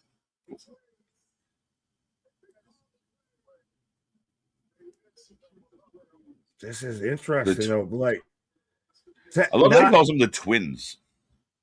But to act like Solo's like an afterthought, though, even when this felt like this should have been the pomp and circumstance. No, I don't think he's the afterthought. He's the downed hero. And now we're moving on past it. Oh, they got the black followers. Promotion. The Black Air Force Ones of Ulafalas has just dropped, folks. Right? You run the play, but now Jacob's looking. What about me, Oos? Yeah, exactly. Get no follow. That's what I mean. I don't trust Jacob in this group for some reason. Yeah, and we know maybe he's forced to be there. Yeah, Jacob, he's shaking his head. Yeah, let's go. Jacob about to do something sideways. No, does Roman have another follow? Oh, how many follows you got? No, he's gonna very much. You got to put over. You got to sustain the beast. Yeah. Jacob Solo. But I'm expecting LA Knight. Wait. Jacob's still by himself. Jacob's gonna do something. Jacob's gonna do something because we're done with the follows. We're done with the LA. Is this where you put a cap on Jacob? Huge pop. No. Because he's seething. We're waiting for that moment. I'm saying tonight you put the cap on. Yeah. You can come back to that. Yeah. I think that's where you tease. Like, oh shit. He getting mad, ain't he? But he'll probably beat the shit out of LA Knight here. Like he'll probably help. but maybe not. Now he's just sitting there on the side saying, almost going to look at him. I'm like, see, look at how you just adorned them. Look at what they did out there on the outside. Stared out. Now he looks at Jacob. Jacob ain't doing shit. Yeah, Leo and Soul was good. Jose. Oh, now Jacob jumps him. Thank you. Yeah, Jacob ain't fucking around. Oh. He said Jacob still. Oh, wait a minute. See? Jacob's going to get pissed. And now then you got Jacob and Solo. Are we setting up an all Samoan fucking War Games? All Samoan Survivor Series. All Samoan Survivor Series. Dustin Rhodes out there booking an all Samoan Survivor Series, baby. It's going to be slam-tastic out there in the summertime. Right. Yo, phone up Lance and Juicy. Get them back here. Let's go, Zilla. We need all. But Jacob, this is really testing Jacob because I'm a man of my word. And you're making me really have to bite my tongue on my word. Uh-huh. But they're actually booing. They're actually booing quite a bit. It's the first time the Bloodlines actually felt like heels since Roman's come back. Since Roman's been world champ. So Solo getting a beating, LA getting a beating, and Jacob in the corner. So Jacob's going to do something. Is tonight the night? I'm wondering. You're going to make some tough decisions. You're either going to be with us or you're going to be with him. Hashtag Samoa Series. So what's Solo? I'm still looking at Jacob. I think Solo might do it, man. And then we're stuck. And I don't hate it at all. I really don't know. I'm telling you, I'm still looking at Jacob because Jacob is just too stoic right now. You're doing too little. The guy too little. I mean, all gas, no brakes is all brakes, no gas right now.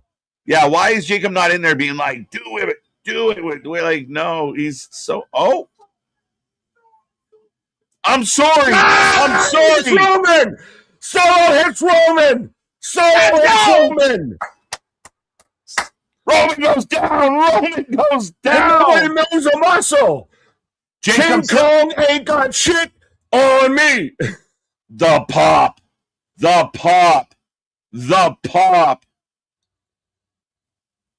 And it's like his thumb is frozen.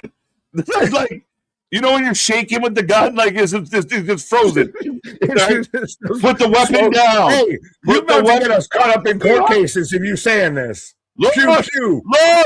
Watch Jacob. Watch Jacob. Yeah, Jacob is going to be the interesting one. BFT to Jimmy. Jacob is still just waiting. What is They're going to go even bigger. It's going to be a bigger pop when Jacob does something. They're just layering the pops in like an onion. Like an ogre. Samoans are like onions. They have layers. Just here, we want to pop again? Hey, we'll pop for this. Pop for that. And it did feel like Nair said it. It was starting to lag a little. But they kind of amped it back up. And Jacob's still like, I'm here. I'm thinking about it.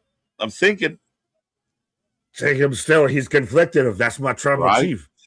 You ain't gonna make me do nothing. Watch Roman. Because Roman's back up. Watch Roman.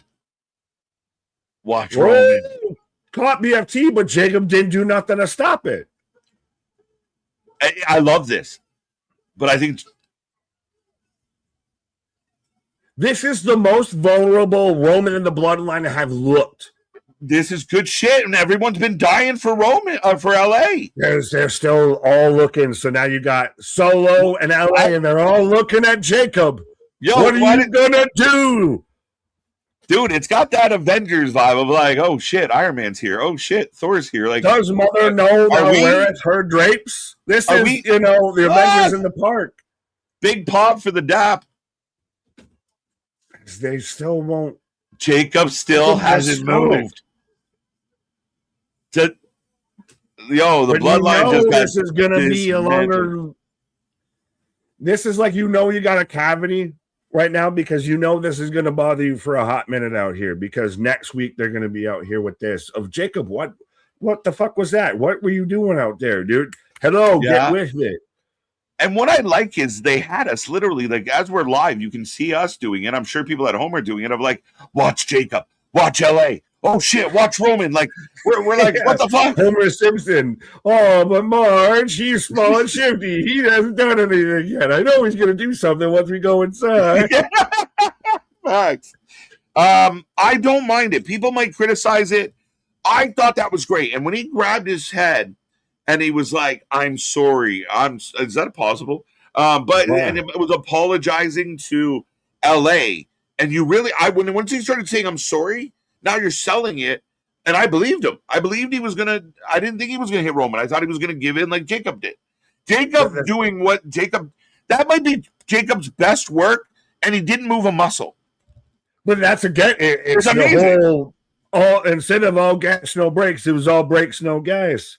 Yeah. That was such the nice little bow on everything else tonight. That was, we started off with the Steph, Liv, Becky story and everything like that. Then we went into the matches and we ended it on that nice, neat little bow of the whole time. We're waiting of what's Solo gonna do the whole time, and Solo stays babyface, true and true. He got delivered, but he spikes out Roman and Jacob the whole time. You could see him as Jimmy and Jay that he's been talking shit to the whole time. I've been your right-hand man. I've been doing all of this. Right. And they get treatment over me. You can just see him in the background. Like, it was just layers. It's been a minute since we've used the onions, the ogres, Samoans, onions line. Yeah. Yeah, I mean, legitimately, even up to the point where, like, all right, I'm going to help my family. And Roman goes, hold up. He's all right, then I won't do shit. You told me to wait up? I'll just stand here. Oh, and now look who got their ass beat. Like, so I love it. There's tension there. You said it. The Roman actually looked like, the under guy in the situation. Yeah, and, LA looks phenomenal. And the crowd was, exploding for a lot of what we got. Like, pop, pop, pop. Everything that happened, they just popped again. Solo, LA, the almost Jacob moment. Like, the crowd popped for so much, Nick. Roman finally looked vulnerable. The bloodline finally looked vulnerable. And now, does this even spin out? I think you were kind of teasing it a little bit there to where Roman realizes, hey, I need to really, I need to invest in my offensive line out here when it comes to Jacob Fatu. If I know, hey, the twins, as Roman likes to call them, may not have the fort hold down, so I maybe need to solidify my interior.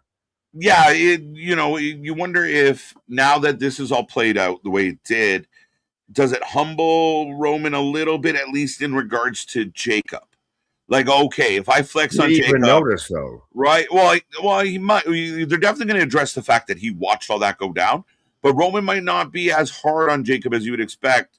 I could see a scenario where they legitimately, kind of over. That's on me. I was being a dick. But I love you. I need you. They need that. The brothers, the twins, they need that. They need that pat on the back. I know you. You don't need that. You're a soldier. You're a warrior out there. You're the small werewolf. You don't need that, attaboy, because you just put your head down and still are a goddamn soldier. Even if it's a case of, he's being super nice and he's like, we got you one. We got you a nice purple one, like whatever, pick it, right? And then now you open that door. Do you go have another one of these ceremonies? And Jacob loses his mind. Again, it's fun. I think there's a lot of possibilities that came out of tonight. I really enjoyed it. And I mean, when we end the show and I still feel pretty energized and, the gums are flapping as fast as they are, I think it was a good show. I think it's going to be hard to argue again. It's going to be hard for someone to convince me that tonight wasn't fun and wasn't a good show. Yeah, you're going to get me to say a medical term that CM Punk says that I don't know what it means. But it's tonight was very much a good show, and I think they buttoned it up pretty perfectly at the end of that whole ending segment for not being a match, for just being storytelling and everything. Very much had you hook, line, and sinker the whole way through. We were watching background players the whole way through. Yeah, we were really curious about what was the next domino to fall to lead to another run here. And again, we got a few, and we were waiting for the next one, and they left us on like a weird cliffhanger where we're like, shit, Jacob just still standing there. Like, that's it. The Roman's down. The fans are going ballistic, and Jacob just staring at everything. Like, what happens now? Roman's going to be pissed. Jacob seems to be pissed. Well, you not only have that, you now have LA Knight that was out there, almost had Roman Reigns in a compromising spot out there, almost had him by the twigs and berries. Not to mention you've got Solo Sikoa now that bucks up, and Samoan Spike's the tribal chief out there. Where does he now? Does he have to answer to certain people and everything like that? You go against the family. So there is layers amongst that whole story. Like, I know a lot of people are saying, you know, we're so sick of the bloodline. It's sometimes, to me, the fans say stuff like that. Like, it's not even about, it doesn't matter what they're doing on TV. We're just sick of them. But when you actually tune in and go, that was like a big part of that was so cinematic. And I was there. I was on the edge of my seat. He's going to spike LA. He's crying. He's telling him he's sorry. Like, I was there. It was no different than any movie. And like, even when the three guys we all like kind of got in the ring together, and they're kind of like, are we good? Are we friends? That, like, I was so into it. And call me a mark if you will. I liked it. And Boston, you know, he liked it as well. I think it's really well done. Really well done. Really. No, I think that a lot of certain fans go just with what the narrative is that they see spread out there on social media. They just kind of try and ride the wave. Maddie. And no, it's even very much of, yes, it is still a little bit of the same cast and everything with the bloodline, but it's got a whole new tinge. It's got a whole new tint to it out there. It's styling and profiling in different ways and everything. And now you've got the extra layers. Now we're in season 2 of this story out here. Well, people demanded LA get a chance. Well, in order for the LA story to Solo babyface, even let alone facts. And it really, like, when was the last time? Like, tonight felt like the most boos I've heard for the bloodline as a collective in a long time, where, you know, the Roman's cool. So we kind of, we cheer, we acknowledge him. We love the shtick. But at the end of it, they started to boo him. They didn't like LA getting beat up. They didn't like Solo getting beat up. That's the job. That is pro wrestling 101, is your actions dictate how the fans start feeling about you and reacting to you. Well, and I think also, too, of even with the whole Jacob situation, which had us on the edge, probably the live audience and definitely the at-home audience could see Jacob in the background getting visibly kind of annoyed with all of this. Of like, really? Really? I'm your right-hand man and they get special treatment and everything out here? But I feel like it worked because Roman and everybody else that was in the ring didn't notice it. That is now that little subtle background note. It was the bass note in the whole story. Yeah, and Roman's going to get up, and maybe we get something on X or whatever that, you know, Roman gets up and starts yelling at Jacob, like, what the fuck? Like, well, you know, like, you let me take a beat down? Oh, you're going to eat a tongue and death grip. Right? You told me to stand down, bro. And then maybe he storms off, and it just adds to the story. You use that internet fan base to, you know, strengthen this, and I think it works. Some people, why did he just stand there? Because listen, he's not happy about his station in life or in the bloodline, and he's pissed off. And you know what? He was told to stand down, so he stood the fuck down. That's on you. And so it creates all kinds of tension. And I think that, like, we'd love to see Solo win. We'd love to see LA win. We'd love to see Jacob win. We have no lack of options that we really like to happen as fans. Absolutely. As we do take a rating out of 10 as fans. Go into it. We're just talking. Oh, trust me, we can do this all night. But Bernard out there with a 9 out of 10. Frank out there with a 10 out of 10 from start to finish. Damien with a 9 out of 10. Jordan with a 9 out of 10. Crazy ending from Sean, 9 out of 10. Matt out there even saying how can good. Almighty Pop, 8.5 out of 10. Show, we got great matches in all through. We saved the story for the end. It was a great ending. Cinema, 8 out of 10. Superfly Jacob leaves Roman and joins with Solo, and maybe they go with Tonga Brothers. We just do the MFTs again. Motherfucker, no. Bring them all back. We're going to Don't war. run back. I knew you'd come back. Right? Samoan War Games, folks, coming soon. I'm telling you. Well, I think somebody mentioned it just should be like Samoan World Entertainment now at this point. It'd be like, instead of Regal, Haku's the guy that goes, War Games. Yeah, well, how do you have Haku in the corner and not even use him out there? But what do you mean they won? They didn't need to use him. Yes, they won, but you didn't get no Haku. We don't know if they're heelish yet or not. Is Shinsuke the heel in this situation? So Haku wouldn't get involved as a babyface manager. 10 out of 10, 8.5 out of 10. This was definitely Road Dogg writing. He's back. Road Dogg's back. Consultant. It's a coherent story. That's all I care about. It's definitely coherent. Oh, sorry, Malik. 8 out of 10. Now, how many of y'all still think Roman's a face now? We know he was supposed to be a heel, but they just cheered for him. The fan reaction matters, right? And I agree. Like he's always been kind of the arrogant, dickish tribal chief, but he's softened. There was a while there where he wasn't, like Nick pointed out, he wasn't getting help in his matches, and he wasn't really. He was kind of separate from he was like the Roman story and then the rest of the bloodline story for a little bit over the last while.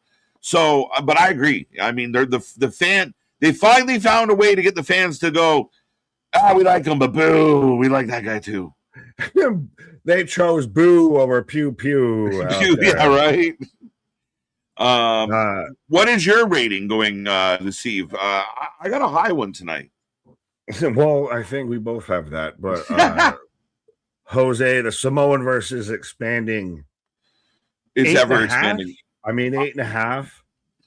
Ding. Do I have where's my power up button? Mind games. I am Chris Angel. I am David Blaine. Mind games. No, what? I couldn't go. I don't know. Best friends. Yep.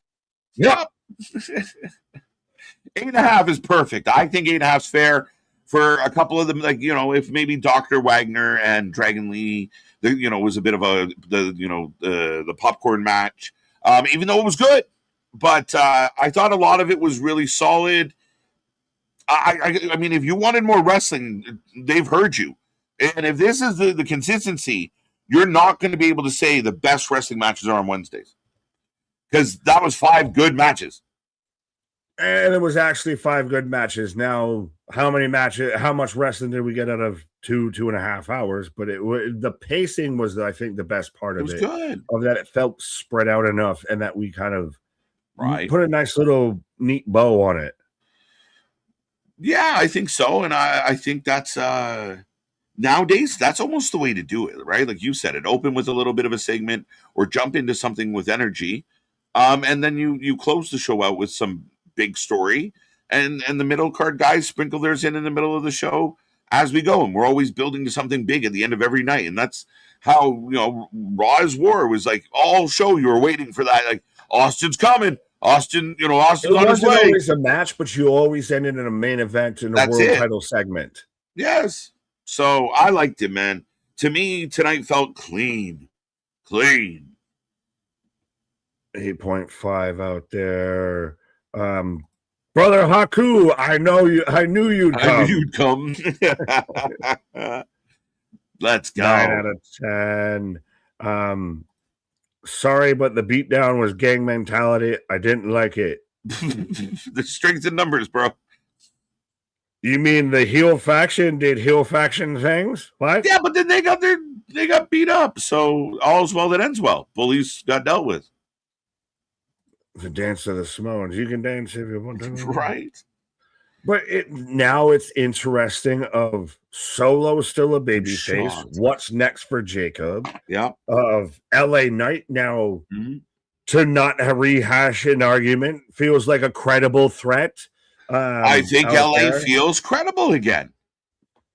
LA feels legitimate. Words of the night besides reading is credible. Credible. I feel like this has been good for LA. Like he kind of went through, like he kind of played Plinko through the Usos and shit for the last little bit, and everyone was getting mad. Come on.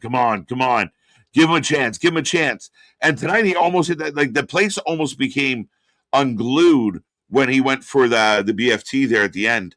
And that's it. You make us, oh shit, he almost got it. Maybe next week. So I think this is this is the type of booking you want to see, and it makes you want to show up next time. And what do they do next? Dun, dun, dun. On the next episode of Dragon Ball Z, Right. yeah.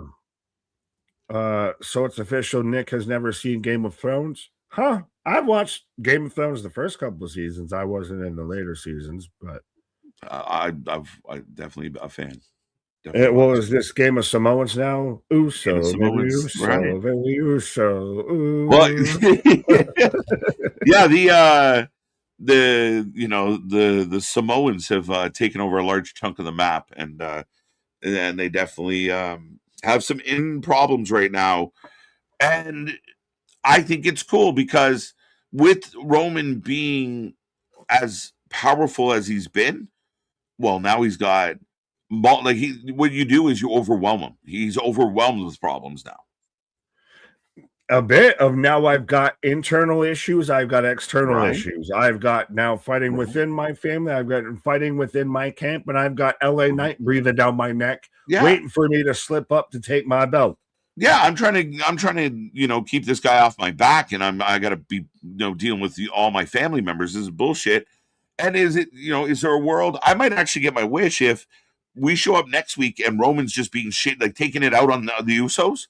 I want everyone like just at the super kick party, Roman in the head, and then the fans can rejoice as he like falls to his knees, and it's it's operatic, and oh, like Yokozuna ain't got shit on me. Cinema, that's it, right? They're all sick of his shit, and then he goes away for a little while. You motherfuckers would have been eating biscuits in Pelican Bay. They just accomplished something I haven't felt in a while. They gave me a solid cliffhanger that can't really be criticized. It was damn near perfect. I feel the same way. I do. That was actually the comment I was trying to find from Boss, because I had seen that earlier, and it's really kind of that's nice little button to put that on there of right.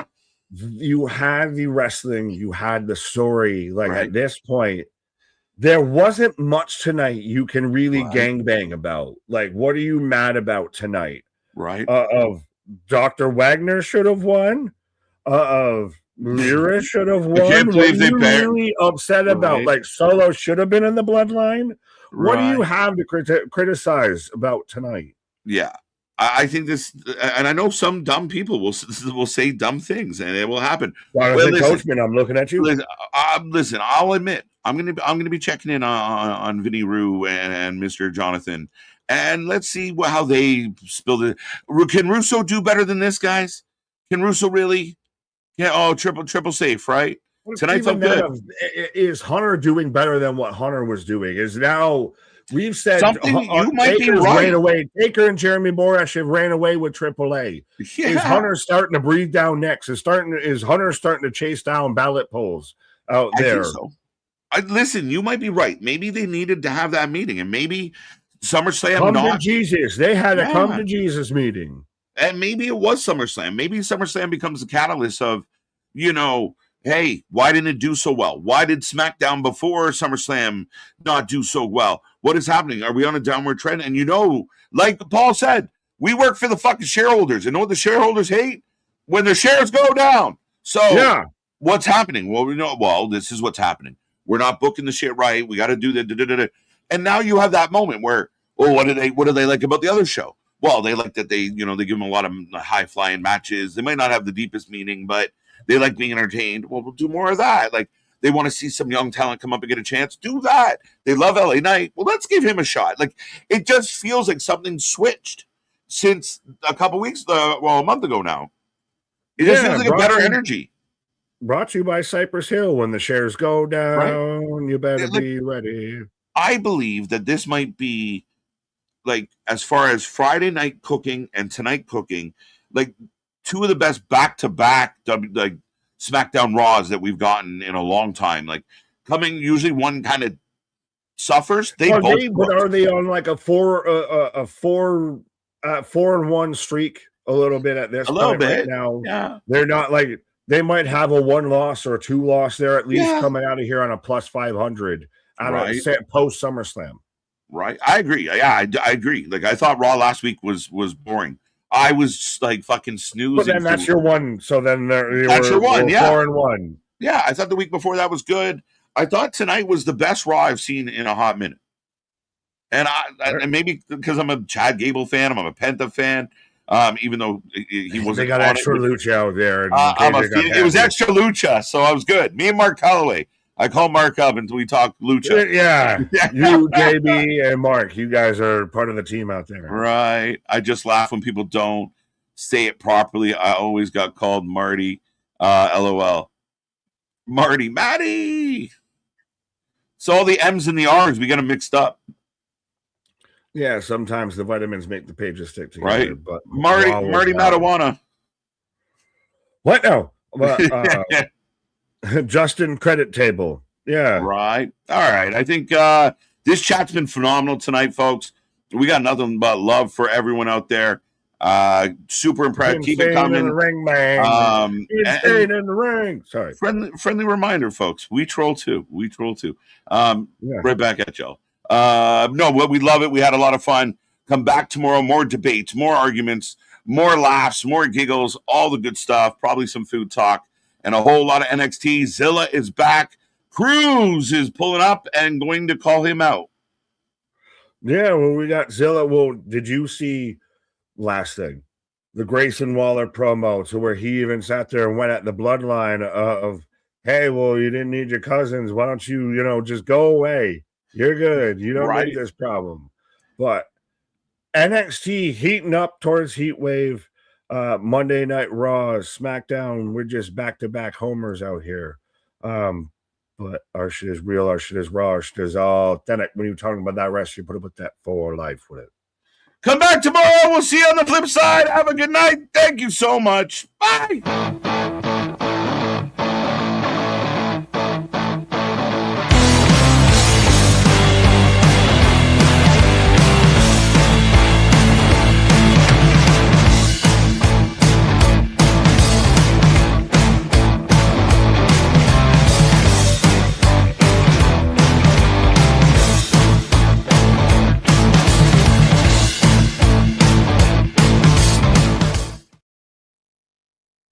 Hey, Nick.